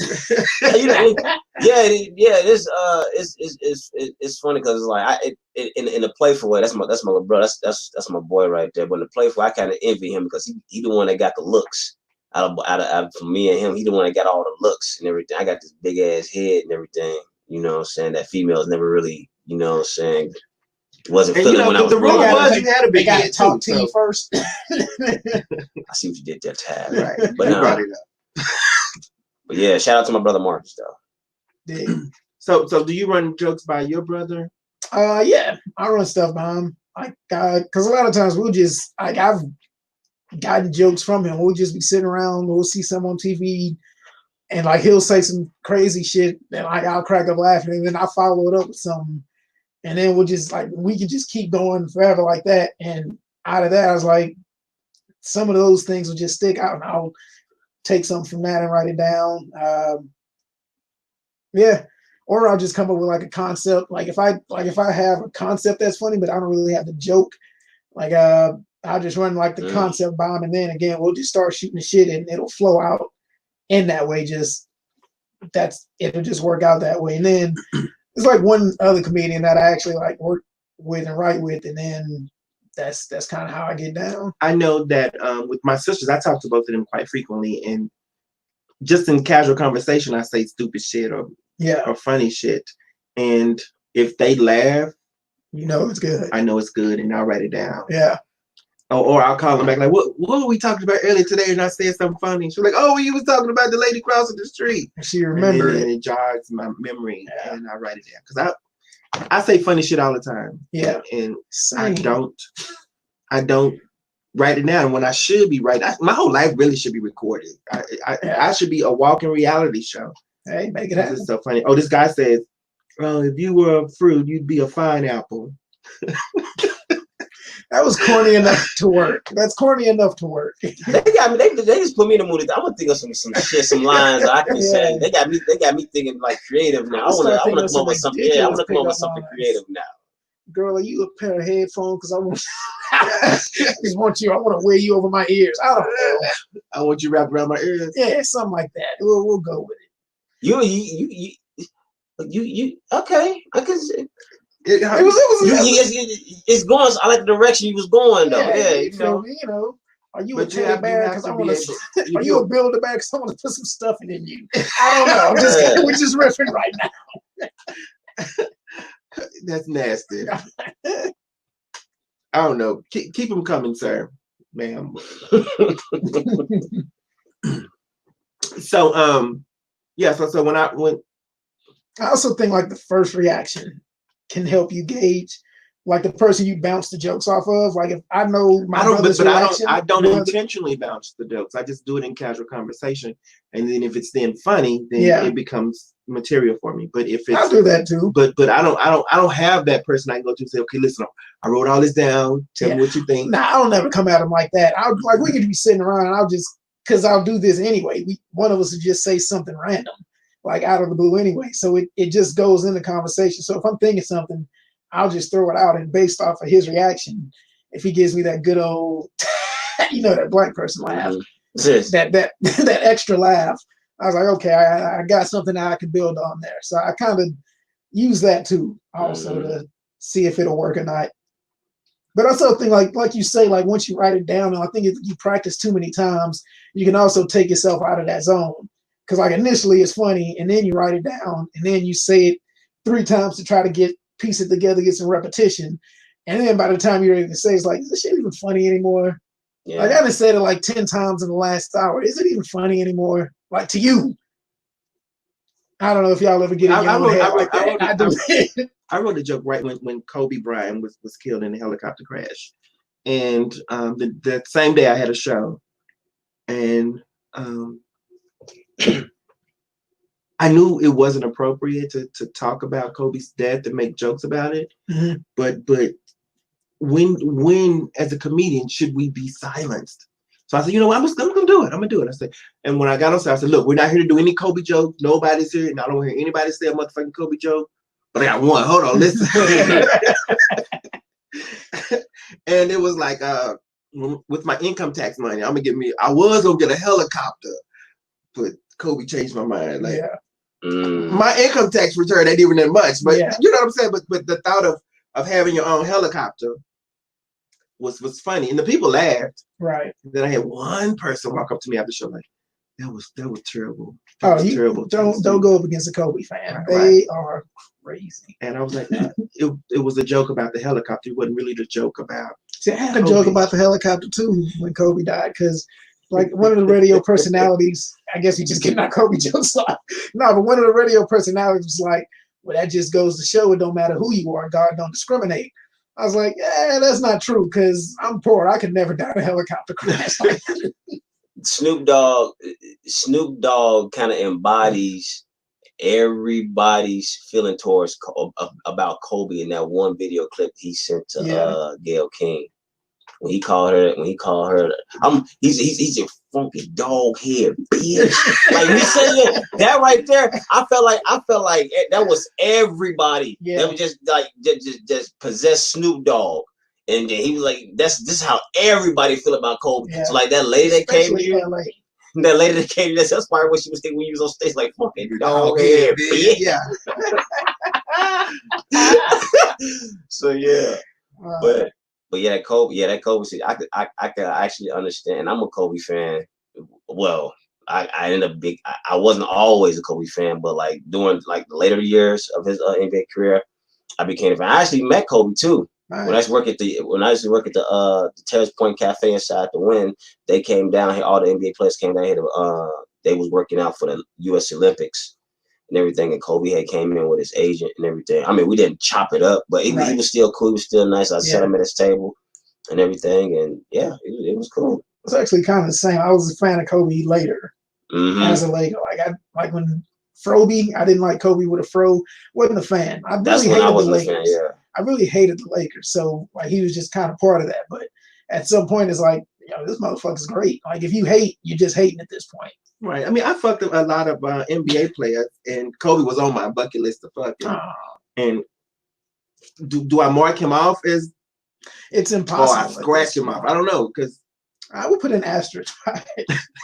So for later, like no. Well, it's not. You can't cross it off because that means you did it. Right, but I'm not gonna ever do it. So do I cross it off? Like that's the asterisk. I don't know. I don't know. Somebody said, I want to come home. Where you live? I'm your biggest fan. I want to come home.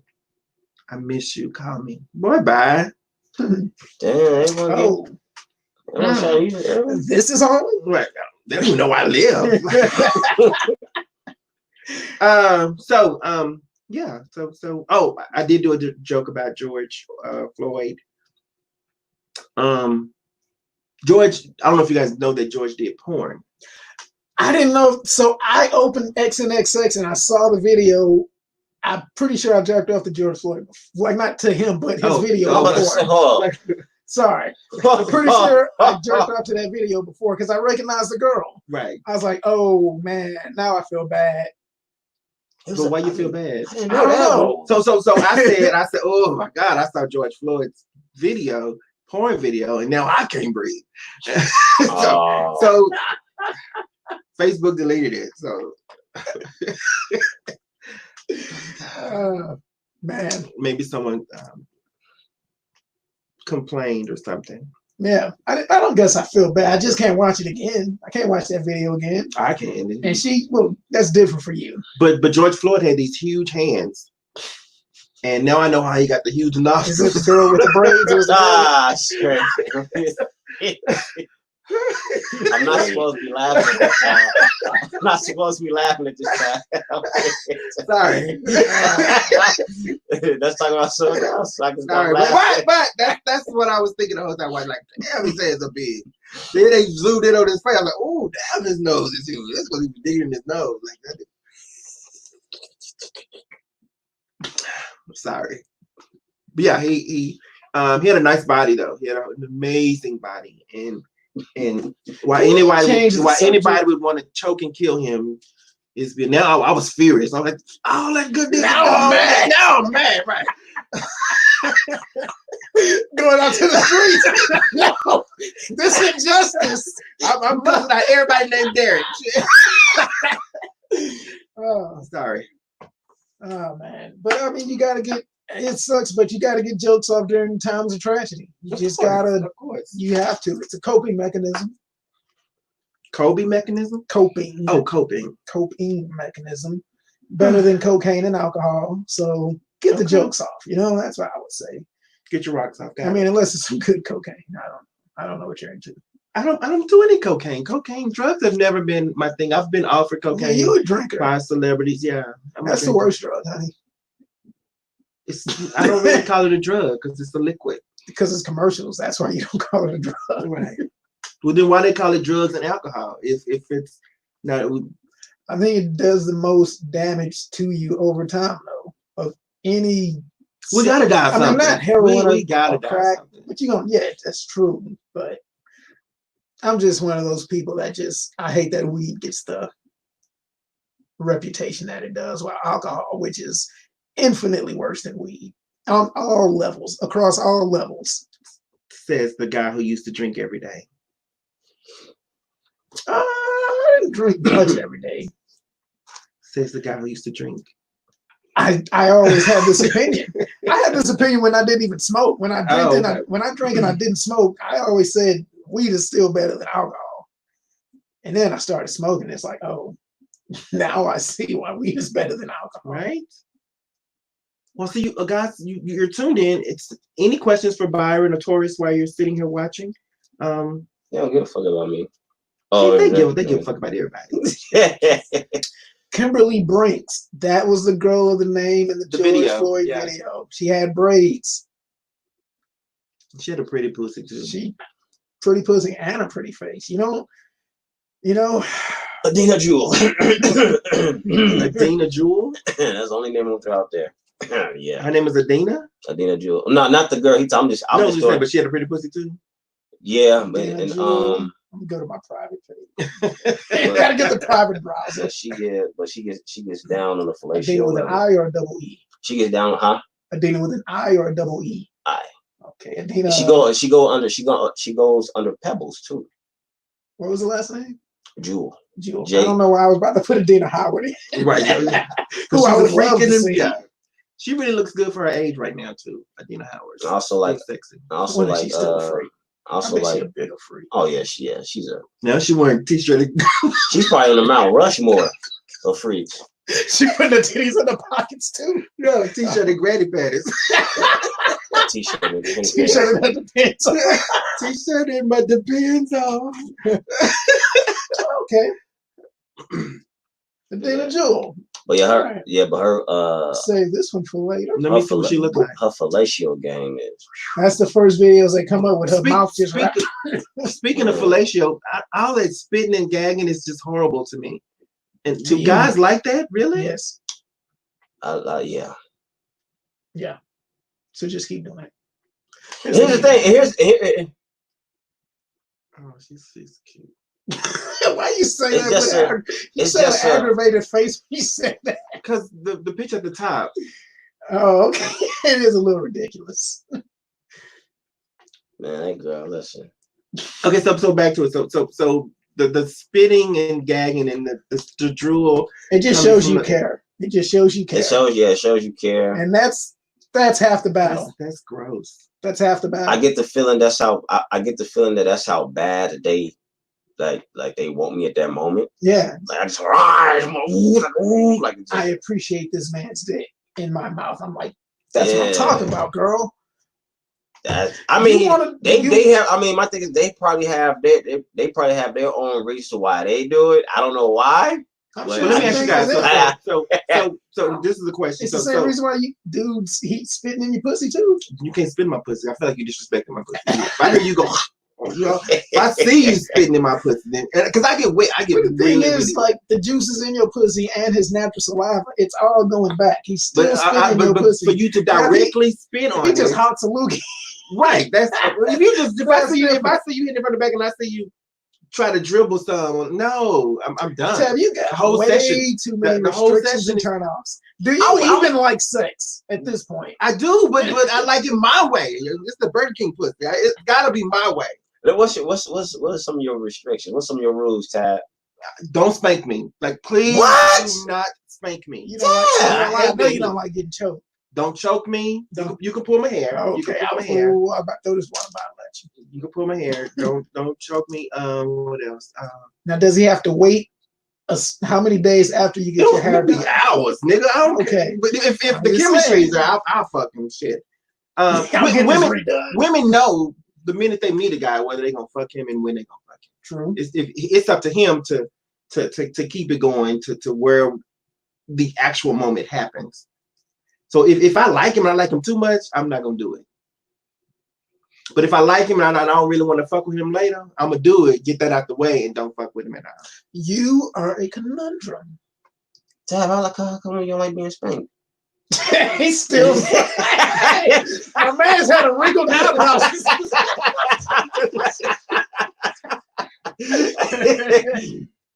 It's very touching, but I'll share it with you since you asked. My uncle, at the age of 6, my uncle spanked me one time, and he put me in his lap. He didn't touch me or penetrate me, but when he pulled my underwear down, he spanked me, and I can feel his private parts jumping at me while I was in his lap. And I went and told my dad. It was my dad's brother, and that ruined my dad's relationship with his brother. And I didn't know that it was a bad thing. I just thought that You it just was tell him what normal. happened with Yeah. Uncle. Yeah. And I ain't like spankings ever since.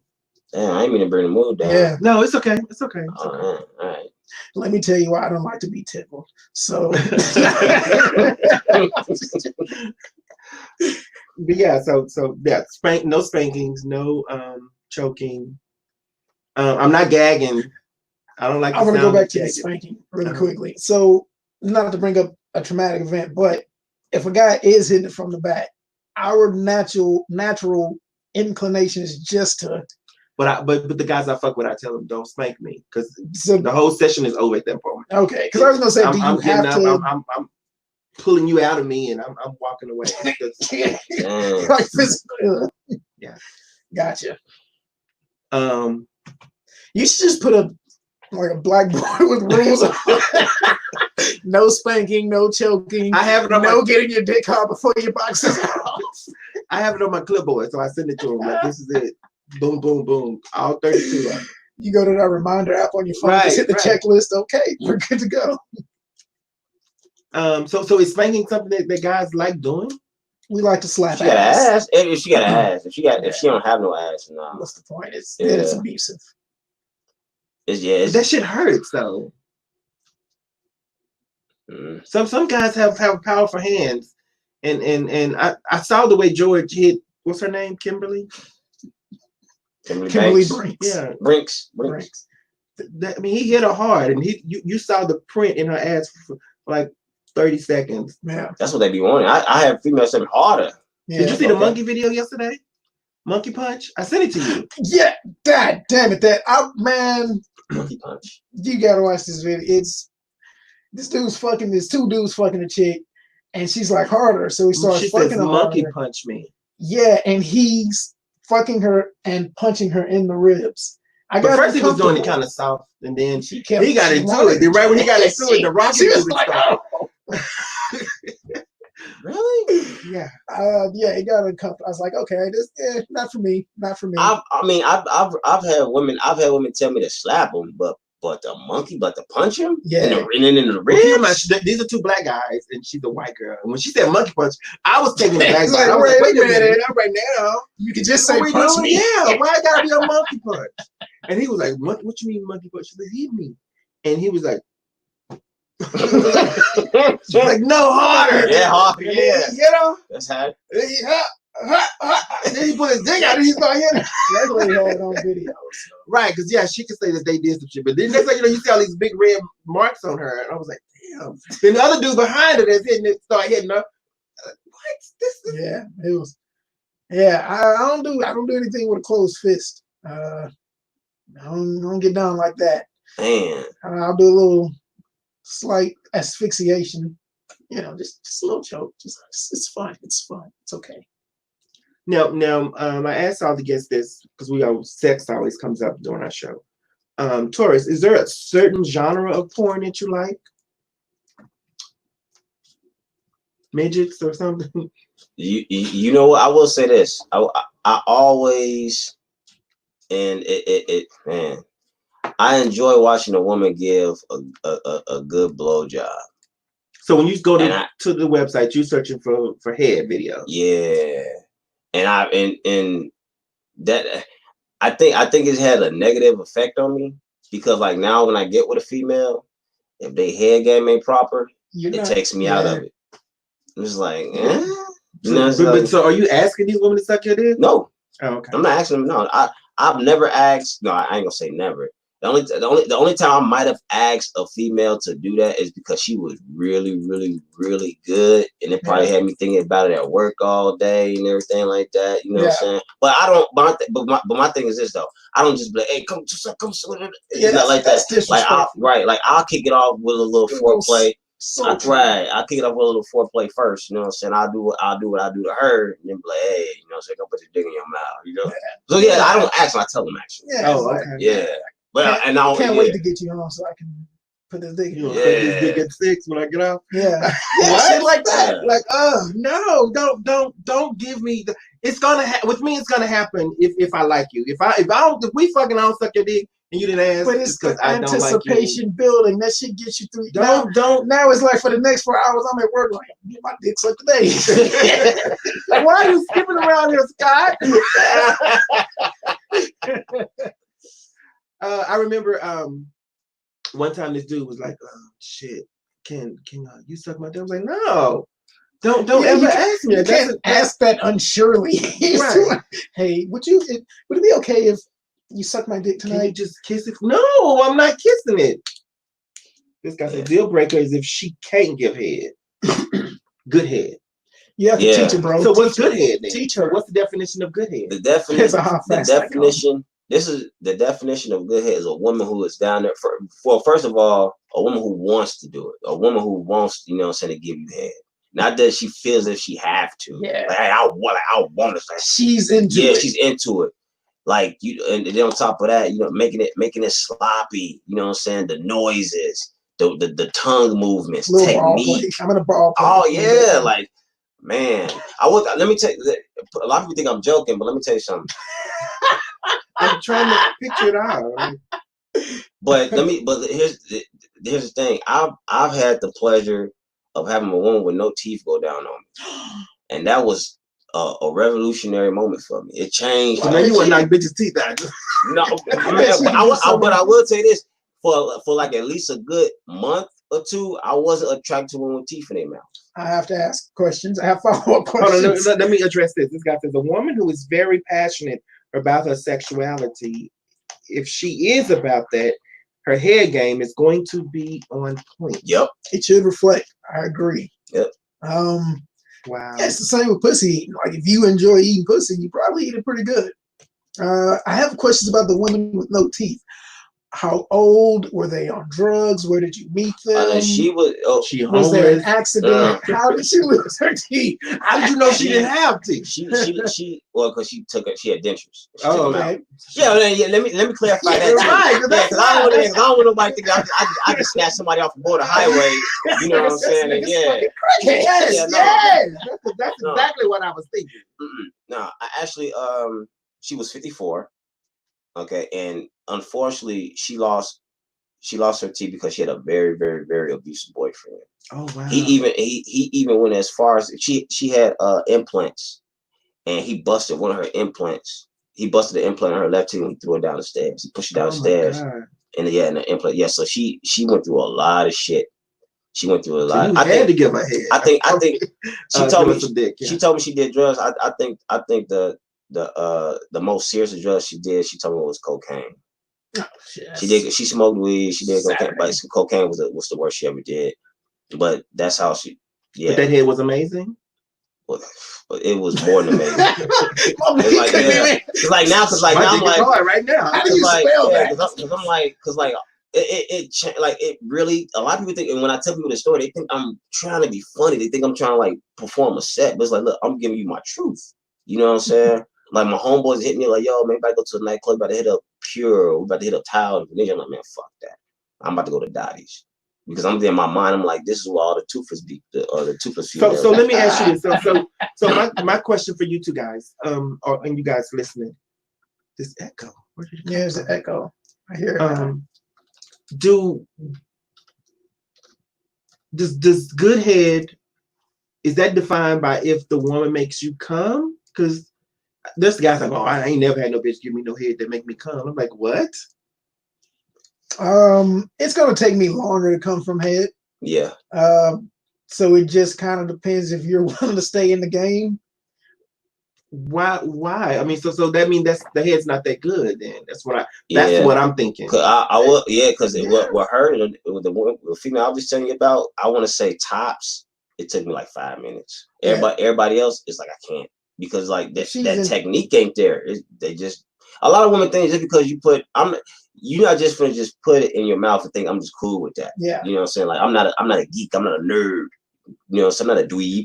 You gotta like, what the fuck I'm doing? Man, like, hey, have fun with it. You know what I'm saying? Have fun with it. Yeah, like so. And I tell women all the time. I don't hit the ball. Oh, you can't punch him? No. I've had women tell me that they don't like. I've had women tell me that they felt that they weren't very good at it. And I'm just like, go watch a video. Go watch a porn video. And not just watch a video, read the comments. The comments that they leave, they'll tell you. I can't watch a echo video of a woman. The videos that are online, they are horrible because all that saliva and that gag, and it's just I have to fast forward. The beauty of online porn is you can type in what you want. Like you can type in, like for an example, like no gagging or nothing. You know what I'm saying? You just type in. That's what I'm saying. I can type in no gag. They got sensual head. You can get like sensual head. Yeah. That's like love head. Like you and I love this. You can like they're caressing the penis and just like it's like making out with the dick. Not giving head, but like making out with the dick. So technically, that's what you'd have to do if it takes a long time for him to come, because you have to really. I mean, for you to want to do it. I don't know. Maybe You use your whole mouth, minus the teeth and your hands. The beauty of online porn is you can everything that you want to look at is available. Pretty much. And then on top, but it's like also too like under different like it. How I'm trying to say this. Like for an example, you don't have to put in amazing, like you don't have to put in blowjob, or you don't have to put in sucking dick. Mm-hmm. You can put in beast. Put in beast. If you think I'm lying, you know I'm gonna try it tonight. Go to xhamster.com and put it in xhamster. That's one. Type in beast. What's gonna come it. up? Don't add nothing to it. Just beast. Beast. It's a video of a female giving head to this dude in his car in his Benz. This dude called me a throat goat the other day, and I was like, "What's a throat goat?" He said, "Your head is amazing." I was like, "What?" The goat. You the goat. Throat goat. You the throat goat. You know what the goat means, right? You the MJF head. But he lasted like 2 minutes. Exactly, because you were throat goat. Don't get mad at that. Don't get mad. That was horrible. Because then he couldn't. I mean, we didn't get the fuck because. But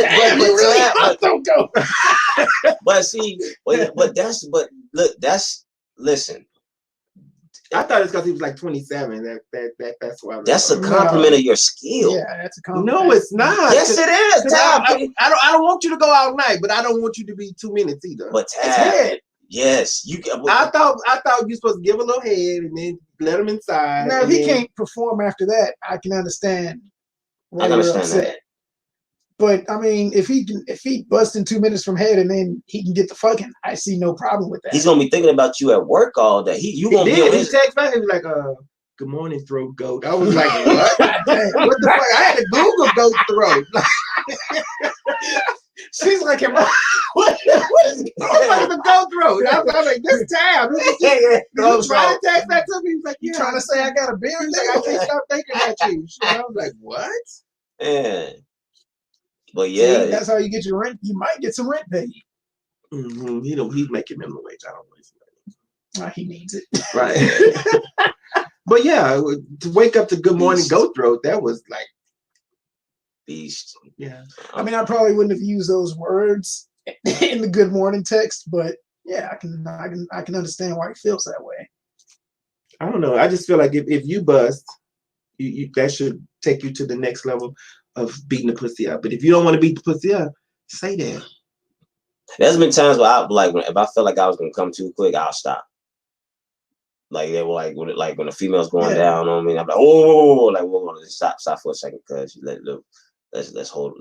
But again, isn't orgasm from the man? Isn't that control? Like, don't you have control of that? No. If you do some tantric sex techniques, I'm sure. But nah, we're humans. But I thought you guys could control it. Like, oh, I can you think like if you're about to bust, you can say, 2 more minutes. Nah. I can. It's if a dude's just hitting the right spot and he's working his way there. Right. See, everywhere it'll surprise me though. Everywhere. Like, wait a minute, what's happening here? See, everywhere in the pussy is the right spot for us. It surrounds. Everywhere is the right spot. It's surrounded. So, like, it's coming. Okay. Well, we're approaching. We have 3 minutes left. Guys, any questions for us? This guy says, yes, it is. Facts. What? I guess we're talking about head. Oh, okay. Mm-hmm. Maybe I might start meditating and do some tantric techniques. We'll see what I can pull out of that. There's a female that you can't, and for some reason I try to be honest with this one female in particular. She actually used to be a comedian too out here in Vegas. But and of course I ain't gonna say her name out of respect, but she asked me, she's like, how come when I go down on you, you don't come? And to be honest with her, I was like, listen, you don't take this the wrong way. And my exact words, so I said, every time you go down on me, it feels like it's your first time doing it. And that offended her. Oh, you talking about Gail Peoples? No. God No. damn. No. God damn. I don't even know she's a these lesbian, that's people. why I'm I just said saying. her. But you know, and for some reason, and shout out to Gay Nail. I still got love for Gay Nail, but for some reason, Gay Nail she don't fuck with me no more. Is that her name? Yeah. Why'd you Gay say Nail, that? she don't fuck with me no more. Because you told her her head game is why. No. No. That's what I was talking about. Yeah. Oh, No, she's not. She's not. She's a lesbian. Gotcha. Yeah. So, But I'm curious to know was did she want to get better? Like, was there room to like listen? Nope. She tried, but it still wasn't good. See, because I would take that opportunity and say, okay, every day at 5 o'clock, we're having dick sucking practice. I want you over here.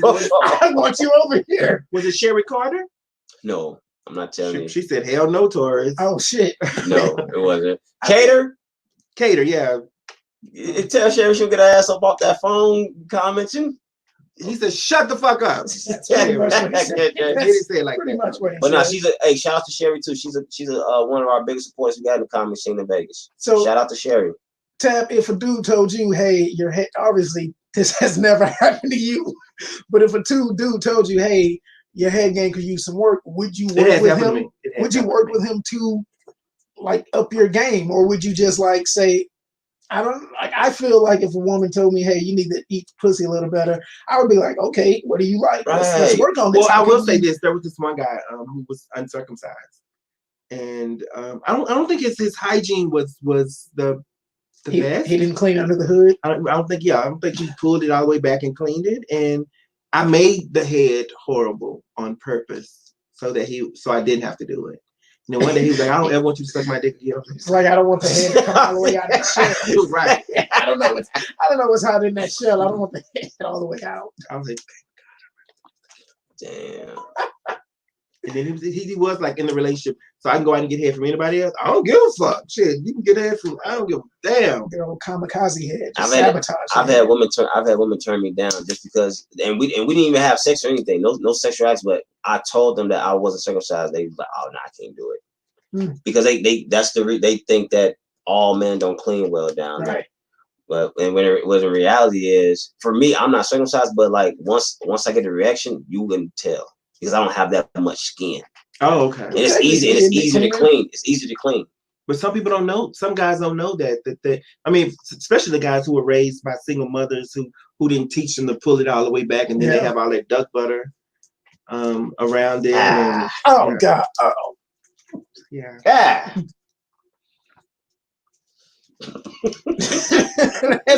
That's terrible. Jesus Christ. Sherry said, "Stop looking for women over at Dottie's. Toothless bitches."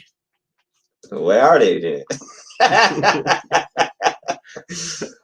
But yeah, I don't know. But yeah, so now, is there a deal breaker to women when you offering a woman some oral pleasure? Like if you sucking her titty and then you smell mustard in her arms, is that? Well, the pussy doesn't smell good. Nah. So what's a foul odor? Like if it's sweaty, like if she just came from yoga workout and then you're doing it, and you. Well, that would be more of a sweat, not like foul. Like you can tell a hygienic odor. Yeah. Okay, so which brings me to this. So me, all my sexual sessions are planned. I'm not spontaneous because I just want to make sure that I'm clean and I've showered and everything is properly groomed. But there are times where he comes in and he has the sweaty balls or take a shower. Construction down or something. Construction nuts. You can still see the dust because he went to the construction site, or he got the accountant's erection. I just want shower. So is it if a woman tells you, "Can you step in the shower first?" Is that an insult to you? I respect her more. Yeah, no, it's not an insult. Because I don't want to have. I mean, it's like you want to have dirty sex, but you don't want to have dirty, dirty sex. You know what I'm saying? Like, like contamination, right? Sex.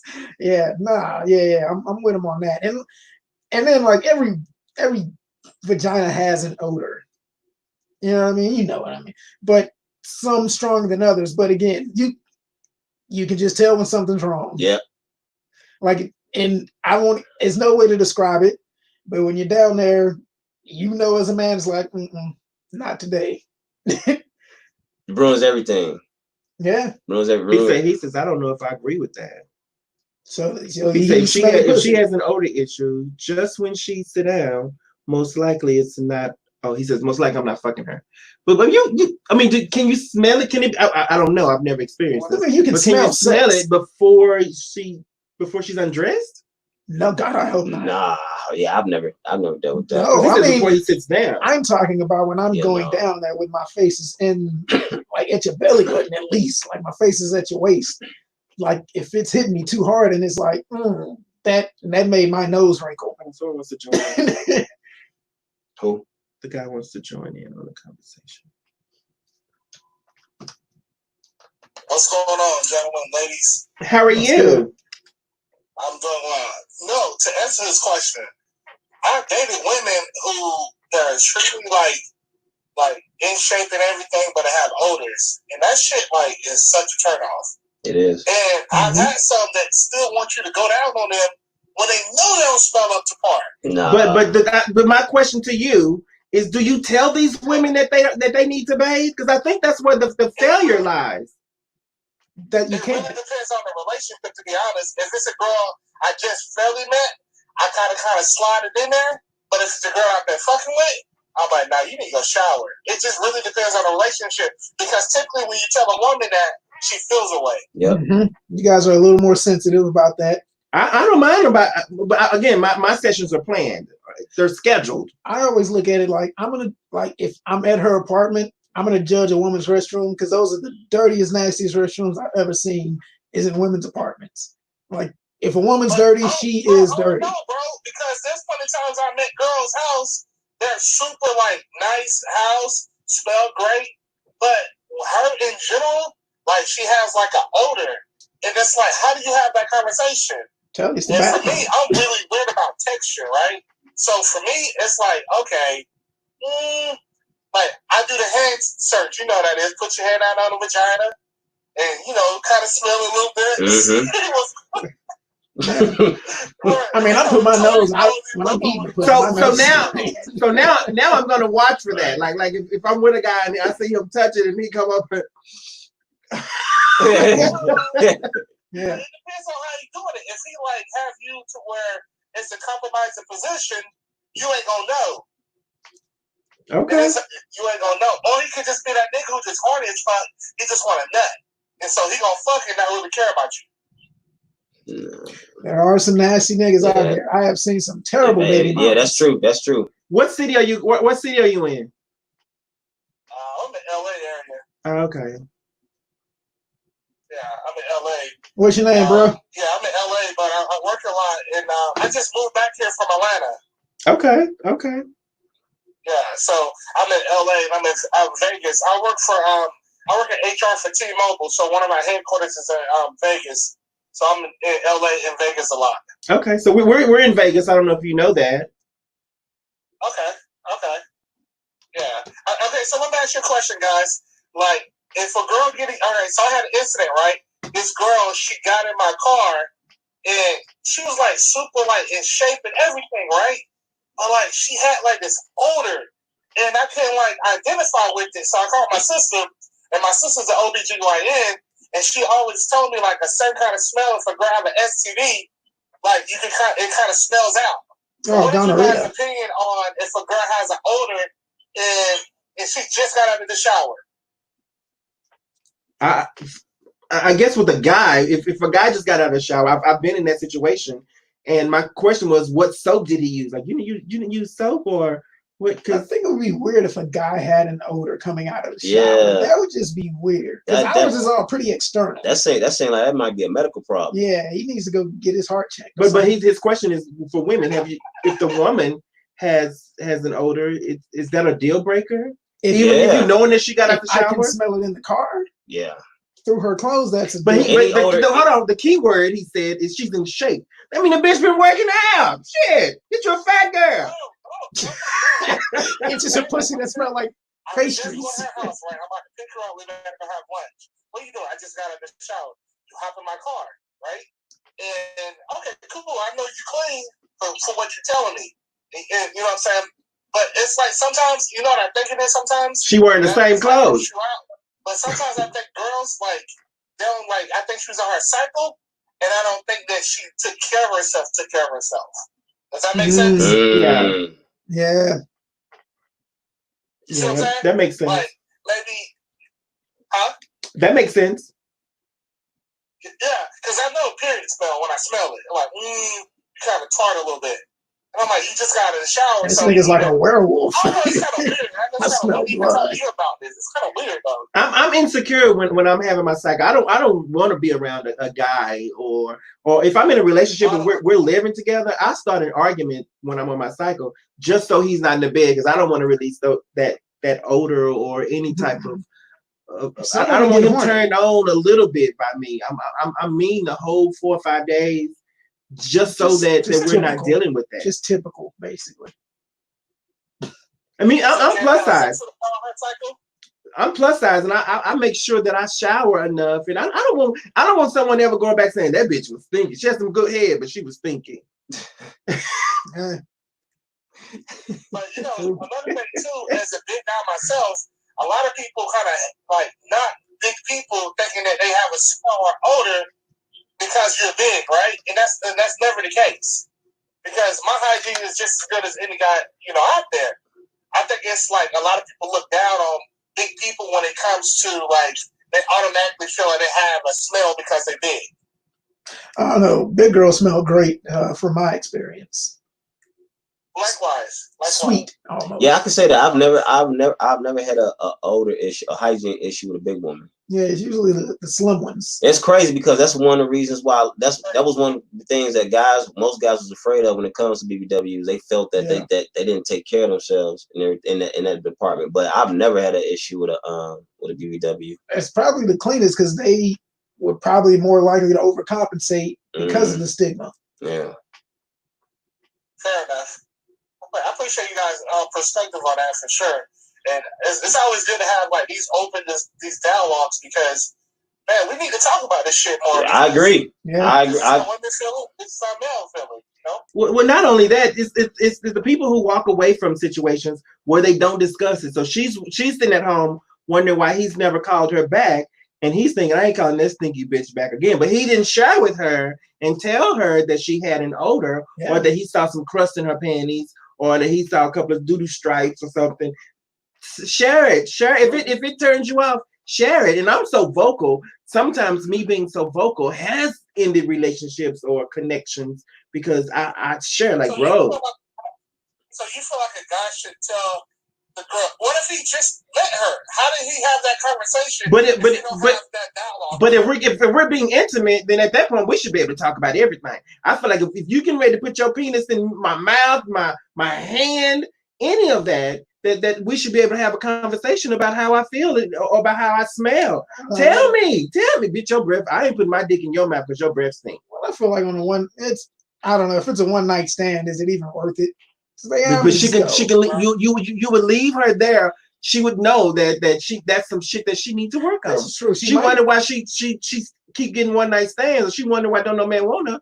And if one person told her that you need to get that rotten tooth in the bag, she might. You need to get that pulled because it don't smell good when you're trying to kiss her. You feel like no matter what the circumstances, that you need to address it. That's what you're saying. Mm-hmm. Communication is key. Yeah. So you're saying, you would definitely want a dude, if that was you would want him to tell you. Yeah. No matter what the circumstances. No matter what the circumstances are. Yeah. Now, how would you prefer he address it? That's hard as fuck to do because usually they don't want to fuck with you no more after that, I just I still fuck with him, but I want to know. After that, there's gonna be a fuck you, nigga. No, but if it's delivered, but if it's delivered properly, then it wouldn't be. What is your name? Marquise. If it's delivered properly, then it could still lead to some stuff. I'd be like, oh, Marquise really liked me. He told me that my feet stink, so now I'm going to get a pedicure. And I'm always lotion with scented lotion and give you the best foot job. So next time you come over, if you feel like coming over, you can say, "Did you get your feet taken care of?" I'm like, "Yeah, smell them." You be like, "Damn, these smell good," and put them in your mouth. That type of shit. So sometimes those type of things work. I dated a guy who had armpit odor. He smelled like Whopper all the time. Like I was like, he was funky, but his dick was good. And one day I was like, look, I can't keep doing this if you're not gonna put deodorant on. Oh, And then he told me he was lazy. using deodorant. He was using Tussie. You remember Tussie? Is that non-aluminum like nacho shit? I was like, you don't need some. You need some right guard. So you need something stronger than Tussie. That degree clinical shit. Right. So let me ask the guys real quick because I want a perspective before I get off there. So, guys, is it a deal breaker if a girl doesn't take a shower every night? Yes. Deal breaker? What women are not taking showers every night? I wouldn't say it's a deal breaker, but like, what have you been doing? I think that's important. Okay, why is it not? Okay, what is your name, sir? My name is Byron. Byron, how is it not a deal breaker to you? I want to hear your perspective. And I mean, like I say, like she takes a shower. Let's say she wakes up Saturday morning, takes a shower, and then she doesn't take one Saturday night, and then we go out and just go get brunch on Sunday. That's more than 24 hours gone by without a shower. I don't necessarily anything wrong with that. Now, if she wakes up Saturday, goes and does yoga or hits the gym, and then just continues about her day, we got a problem.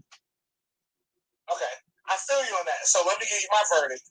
I would have a problem with that because what if I want to have sex with you some point in that night? I don't want to be tasting piss.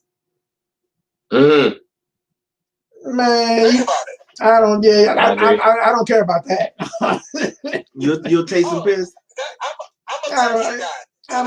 I'm putting a lot of bodily fluids in my mouth already. Like, just like that. If she comes, you're putting because like she won't want to take showers, but she want me to slide in her, or she want me to go down on her, and it's like smells are huge for me. Right, I agree. If the smell is off, hey baby, let's go take a shower. But as far as like, I think the pee thing is mental because you're putting all kinds of bodily fluids in your mouth. So I think that's just a mental block you having on that one. So you feel like it's a mental block, okay? Unless you smell something, that's a physical block. On that is that if she's walking and she's sweating down there, no matter big or small, does she not create an odor? So it's more than just a pee smell. It's an odor that comes with just walking and just moving around. Again, then it goes back. It also goes back to if it's summertime in Vegas or summertime in Texas, she might want to take a shower. There's levels to it. There's levels to it. And it also depends on the panties, the panties or the soap that they're using. So some of those things don't work together. If it's a sundress and she ain't wearing panties, I'm feeling like she's fresh. Oh, okay. Okay. Summer dress. Okay. Well, I guess we all have our own perspectives, and I respect you guys. You guys are funny. I appreciate it. I support it, and I appreciate you guys having an open conversation with me for sure. Hey, right on, bro. Thanks for wanting to be a part of the conversation. Yeah, I like the fact that y'all be on some real shit, man. It's like unconventional, but yet relevant. That's why I always enjoy talking about the shit that's real. I always enjoy talking about the shit that nobody else want to talk about because it has to be talked about. Right. Well, let me ask you this question: since you've been open-minded, what do you think about the George Floyd situation? Do you feel like our country is going to be different moving forward? This is what I think about it. I think we have a really great shot of it moving forward, only because of what I've seen in Salt Lake City, where there's a whole state that really doesn't even have that many black people, and they was protesting down there. They was fighting for us. They was speaking for us, and these were whites, Hispanics, Samoans. It was black people too, but very, very few. So if I can go to a protest where's predominantly where everyone else isn't black mostly, and they're fighting for blacks and they're speaking for blacks and all the injustices and inequality and everything like that, then yeah, man, I feel really good. I feel really good as far as like the direction that we're moving in. It might be slow progress, but slow progress is better than no progress. And I have to answer your question, Marquise. I think there will be change. I think what's going to happen now from now on is we will start seeing police officers being held accountable for their actions. And we're seeing it happen now, where before it wasn't happening as rampant. With let's just hope it stays in play. And I hope they didn't change, that it also changes the mindsets of Black people to not take advantage because now they're complying and now you want to be pop off at the mouth. Yeah, pop off at the mouth. We still don't want to make it a bad situation. And there's nothing wrong with talking bad to a police officer. The white people do it all the time. Right. I just think, listen to what you guys were saying. I think you guys all have great points. But I want to bring this to our attention as a people. One of the biggest things for us, if we ever going to overcome this injustice, it's going to start with us as a unity within the Black culture. I agree. And most importantly, we have to understand that we are the dominant product. And what I mean by the dominant product itself, we're going to have to come more into ownership. Yeah. We're going to have to come more into we have to be equal. They're not going to ever let us be equal. They'll give us rights, but until we become possessive, having our own NBA teams, NFL teams, having our own platforms instead of being the brand and not the owner, they're going to let us do that all day. Because we have to understand this. I don't know if you heard of this name before. Andrew Stevenson. He wrote the Cornerstone speech, right? In his speech, he begins to talk about the way that he can continue allowing the Black people to be supported is by having the possession of the land. Until we learn how to possess the land and have the right to have the resources that we want, they gonna ever look at us as equal. And so with that being said, they'll let us have a little, but they'll always be in charge of being the superior. That's the difference. Yeah, I totally agree. Wholeheartedly. And another thing too, you think about it. Oprah Winfrey, Tyler Perry, LeBron James, Michael Jordan. If those two was to put their united money together, we could have our own NBA, our own NFL. Out of 122 professional teams worldwide, only 2 owners stepped up to the plate to actually have a sensitive heart. The rest of these people, majority match owners who don't give a fuck about us. And we have all the players on the team. But 2 months from now, it's not going to be the same. It's going to be back to normality. Everybody's mourning right now, and I hate to say it, but until we change the narrative of us possessing our money to realize that Black ownership is so relevant, they're going to continue controlling us because they'll let us work for them, but they'll never give us full control. That's why I be robbing the people I work for. Robbing motherfuckers blind. I agree, bro. That was a great point you made. I definitely agree. Yeah, we need to if we could buy blocks and build from those blocks businesses, that would be ideal. So I think you know what the NFL commissioner said last night? Yeah, I did. Roger Goodell? Yeah. He said without Black people, there'll be no NFL. There's no NFL. Oh yeah. Right? If me as a hustler, me as a business owner myself, me as a college educator, I understand this, is that the power is within the ownership. That's the key. Yeah. And they know that if the guys decide to jump ships, we can go back to our black Wall Street. We can rebuild it back over again. We celebrated 99 years a couple of days ago. Why we can't go back? If LeBron really wants change, he has to be radical like Muhammad Ali, willing to lose it all for a better cause. Yep. Yeah. Nobody talking about that. Well, I think it's like you can care all you want, but I think, when you, especially like a Black millionaire, a Black athlete, they're too comfortable to take that risk. Because if I do that, well, now I gave up all these rights, all these TV rights that are giving me the millions of dollars that I'm making. If we just start some random league, I don't have these TV rights anymore. I can't get paid like I used to get paid. I think there's the fear of losing that comfort that we become accustomed to. Shit, I've become accustomed to it. I don't make near anywhere close to that. You know what I mean? But I live comfortably. You know what I mean? I'm almost out of debt. I can go out and get a nice dinner. I can go on vacation when I want to. I can afford to live my life pretty comfortably. And I think that kind of strips away people's ability, or not the ability, it's the but fear. It's yeah, a fear factor. Yeah, it's fear factor. I mean, it's the unknown, guys. But I guess what I'm trying to challenge you guys, and myself included, is that if we really want change, we're gonna have to be, because the reality, you said something about TV deals. If we're the main product, right, we control the narrative of those products coming to us because we control it. We have the talent. We're the one putting money in their pockets. Why do we continue putting money in the white man's pocket when he don't get two shits about us? I think it's how are we gonna allow our kids to? But and that's the way. We really dealing with the heart of the matter. Marquise, you just made a point. You made a point yourself.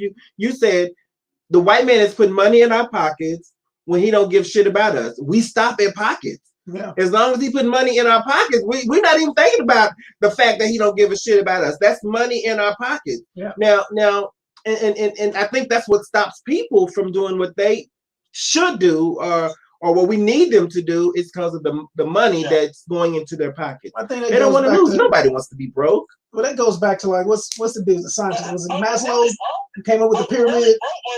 Maslow. Because the broke is something permanent. Are we really broke?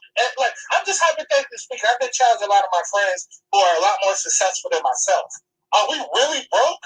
Or is it more so what we've been taught of the fear that, like I said, how Mr. Stevenson had said, if I can allow the black people to understand that they're subordinate, he said, in his book, he said this, two things that pointed out. He said the poorest white man and the richest white man will always be above the law, right?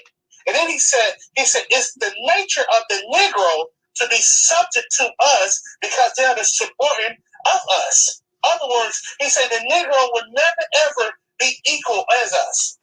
So in the early 1800s, they started this. And so in the 1900s, they started this. And that's why we have a crazy-ass president who understands that terminology. Absolutely. I think another fear also comes from, they had Black Wall Street and what they do to it. When we try to build something, even when we try to have shit, it's taken from us. It's like, no, you're going to take what we give you. Like, that's been the history of, even when we do build our own shit, they won't allow it.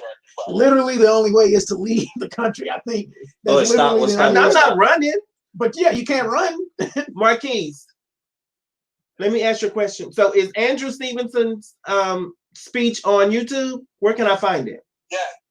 Yes, go to youtube.com, put in his speech. There's an audio book version, or you can go to Google and search it that way. Also, Andrew Stevenson, let me look real quick. Andrew Stevenson, let me look for you while I got you guys up here. Cornerstone letter.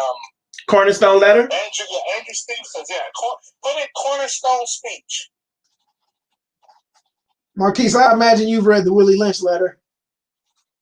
Oh yeah, I mean, I'm a historian, man. You get me fired up. When you start talking about stuff like this, let me just say this real quick, guys. A little history about me. I come from a small town called Arvindale, Florida. Okay, sounds racist. You heard of Tracy McGrady? You guys heard of him, right? Oh yeah. T-Mac. Okay, I come from his hometown. Tracy, we call him Pumpkinhead back at home, right? Arvindale is about 45 minutes away from Orlando, right? So where I'm from is a small town, about 10,000 people. And the majority of that town is rednecks, okay? And so I grew up with no parents. Mom or dad was never in my life. So white people raised me, right? I didn't know how to read and write until I was about 16 years old. And one of the things that was unique about being around the white folks, they taught me how to put myself together and understand different cultures. And I had an opportunity to travel, and I got lucky enough to get a football scholarship to play down at Kansas State University. So I went from a small town environment, right, to the Midwest and then the West Coast. And so for me, I learned culture, and I was raised around those racist, prejudiced people who didn't give a fuck about me. They just liked my talent. They liked the fact that I was strong and I was somewhat attractive. So they was able to take from me because of my abilities, right? And as I got older and as I advanced in myself and as I became relevant to know my worth as a black man, I, for the longest time, didn't even understand my blackness until I turned 24 years old. And once I turned 24, I realized that I do have a voice, and I realized that I needed to educate myself more about our traditions and my history. So I took that little small country boy and I allowed myself to be culturally relevant. And so I'm here today, and I'm always trying to educate our people because we need to understand our worth. And understand, guess what, guys? We can ask for all the change we want, but it starts with property, and let's start with home ownership and owning our own shit. If not, we're going to still in bondage 50 years from now. It's just that simple. Why is it culture, we number one in Mercedes-Benz? The white folks ain't going to go get them a Benz. They'd rather have ownership because they understand that's superficial. But if I own my shit, it's a different world. Yeah. I think that all. What's wrong with having a Mercedes? I don't think there's nothing wrong with it, but I know for sure is that we only 14% of population, and there's no way that we should lead the world in owning more Mercedes-Benz than the white folks. That let us know that we are conditioned based off of material. I like Mercedes. I have me a E-Class. There's nothing wrong with that. I just think those that can't afford it, and they say that's the American dream, there's more to life than that. Yeah. Well, I own my own home and I drive a Mercedes. I mean, you good. You're good. You're doing it the right way. You know, but your mindset is completely different than a lot of young men and young women that I meet. Yeah, you probably if you don't rent, you don't have shit credit and then have a Benz. Like that's two different lives. I think. I was gonna like as far as like the material shit. I mean, that comes from unfortunately black people never having shit. Like remember in Django when he finally got to pick out his suit, he picked the loudest, brightest suit he could find, so that people would know, hey, I'm free. I can afford to get my own damn suit. They know that if we just it's like this, I give them a little bit because they'll hold on and embrace it. It's almost as like I said with you, they'll let us have a little, but they won't give us a lot. They won't give us the NBA teams, the NFL teams, the baseball teams. They won't give us that. You know why? Because that's generational wealth. And they know if we got the wealth that we already gifted more than them, so they were afraid. They don't want that because that's their power. So make sure you follow us and hit us up when you're in Vegas. I'd love to sit and talk with you, pick your brain, and just listen to you. Oh yeah. Definitely, man. We gotta keep in contact. Take my email down because I know probably people on here, and definitely keep in contact with me. And I definitely support. My podcast is going to be up and going at the end of next month. I hope you guys can follow me. And I have a book coming out. It's called Every Moment Is Not Equal. That's going to be out in December. And so you guys support. I support you guys. I think you guys are doing a good work, and I'm all about that. I dig it, man. Hey, good shit, man. How can we contact you? Okay, you ready for it? QUIS. No, let me give you my other one because I'm never on that one. EMW. EMW? Cell. Like Eric, Mary, Washington, Sales, 54. Sales, SALES? Yeah, like sales, like a sales representative. Okay. At 54 at Gmail. Okay. You got it? Yeah. Bring it back to me. EMW sales 54 at gmail.com. That man does his pipeline, does his due diligence. Sure. We beneficial for one another. Let's help each other for sure, folks. No, man. Thanks for stay safe out there. Where's your mask? Oh, okay. See? Exactly. Email me for sure. Keep in contact, love. All right. You guys. All right. Thank you. Hey, right on, bro. See you, folks. Be safe. Stay blessed. All right. Watch, brothers. Bye-bye. You know what scene I've been thinking about? What's that? I've been thinking about that scene from Boys in the Hood. or Lawrence Fishburne when he took Cuba Gooding and Morris Chestnut, and he was to that lot, and, Yeah. and he was basically saying like, while the liquor stores here and all that stuff. Like we gotta keep everything black and Yeah. everything. You know that scene right there hits harder today. Well, no, that last scene where before Ice Cube was killed or walked off the set, when he says either they don't know or they don't care what goes on in the ghetto. Every time I see that part, it just tears me up because just people who I work with every day, and when I go back to when Colin Kaepernick first took a knee, I hated some people I worked for because they were still thinking it was about the flag, and me being the only black in the company, I was like, no, it's not about it. Guys, he's not doing it for them. And tears came to my eyes, and they still was like, no, he shouldn't be doing it that way. Yeah. And that bothered me. Then they let me know who I was working for. And like Marquise just said, it's the money. I could have quit the job then because I really hated the fact that I had this many people. Right. I had bills to pay. And now the company I work for sent out an email a couple of days ago that was powerful and impacting.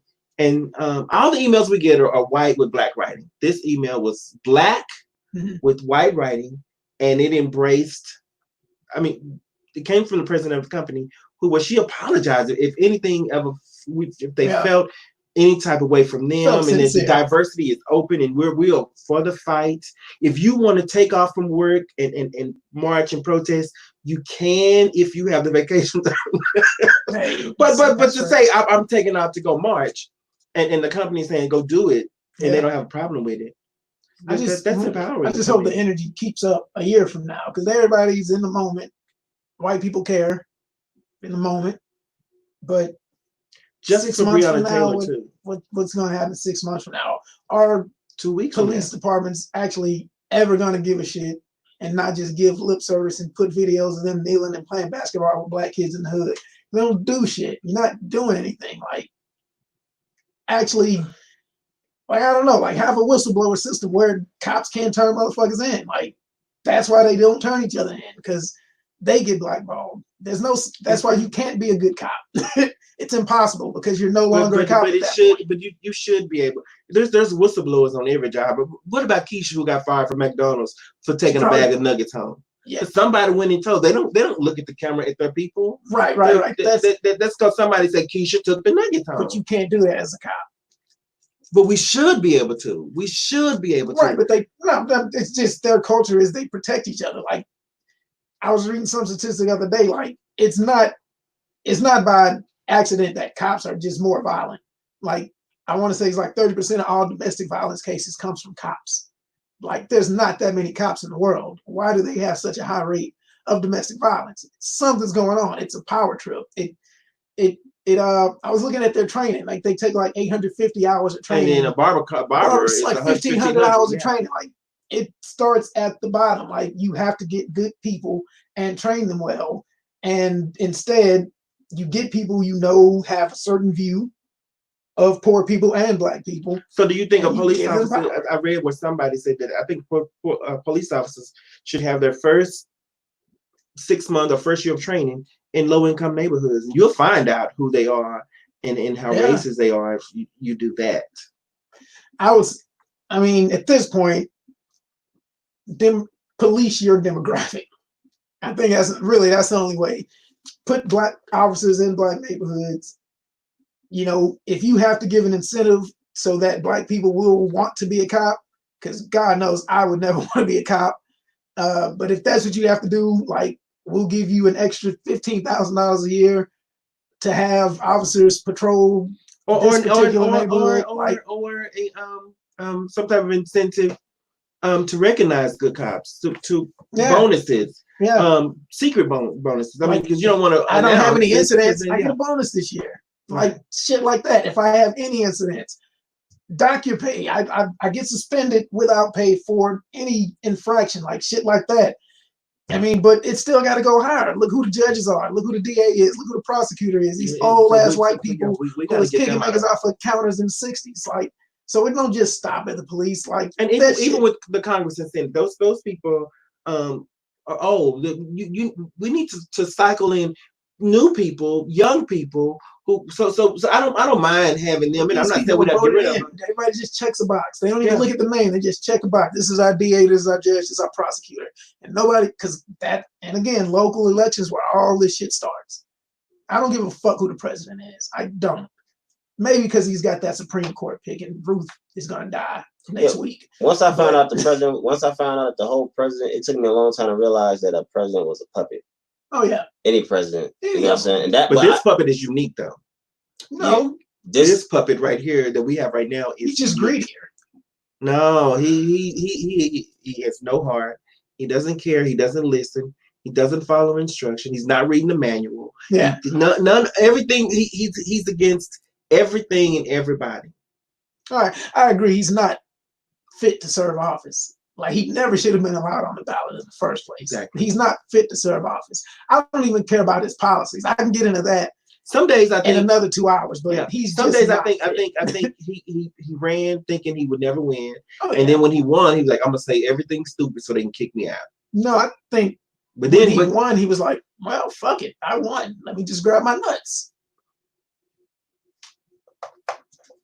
I guess. And then he ain't like he's gonna win. Well, at first I would have bet it would have been a landslide. Now it's like he's trying to lose. It seems like he's trying to talk himself out of it. Yeah. But I think Joe Biden's that nigga's got dementia. He's got to go. He's got to go.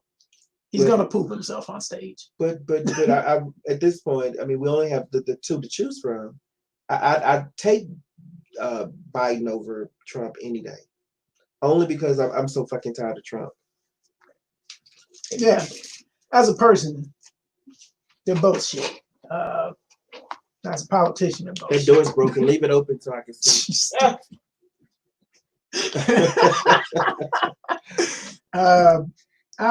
But again, like, take the time to vote. Like the shit that's coming up now. Like, worry about November and November. Take care of the important shit. Like, get a good judge, get good DAs, get good prosecutors who you know aren't pieces of shit, who won't hire police chiefs who are pieces of shit. It's a trickle-down effect. What they thought would happen with money happens on the opposite end. That's the trickle-down effect that fucks people up. But now I'm just gonna make myself angry. I want to go shoot a gun now. Let's go. Okay, guys, thanks for tuning in. Follow me at Miss Tabloid, MSTABLLOYD on all social media outlets. Follow me, I'll follow you back. We're here every week. We only did a Saturday show this week. Oh, we'll probably do Saturday next week because I have a show on Wednesday. We normally record on Wednesdays. If you missed the show here today, you can catch us on Hot 702.5 FM. Download the app and you can listen to us. Thanks, y'all. But thanks for tuning in. I've enjoyed you guys. Hope we didn't offend any people. And again, catch us next week. We'll tune in here. We'll tune in there. Live on Instagram, Facebook. I don't know what live this is. I don't know if this is. I'm just recording this for personal keep. This is either POF or tag. It's one of their lives. That's a Tinder live. Yeah. But anyway, I appreciate you guys for tuning in. So, guys, this is fun. All right. Good night. Goodbye. Next. Oh, so wait. Do you want to record a different day? Because I told Tom Garland. And he said he's still down. But let me know if we're going to switch it. Tuesday then. Tuesday? Okay.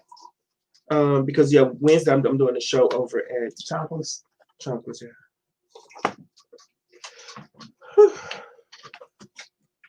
That was fun, y'all. It was.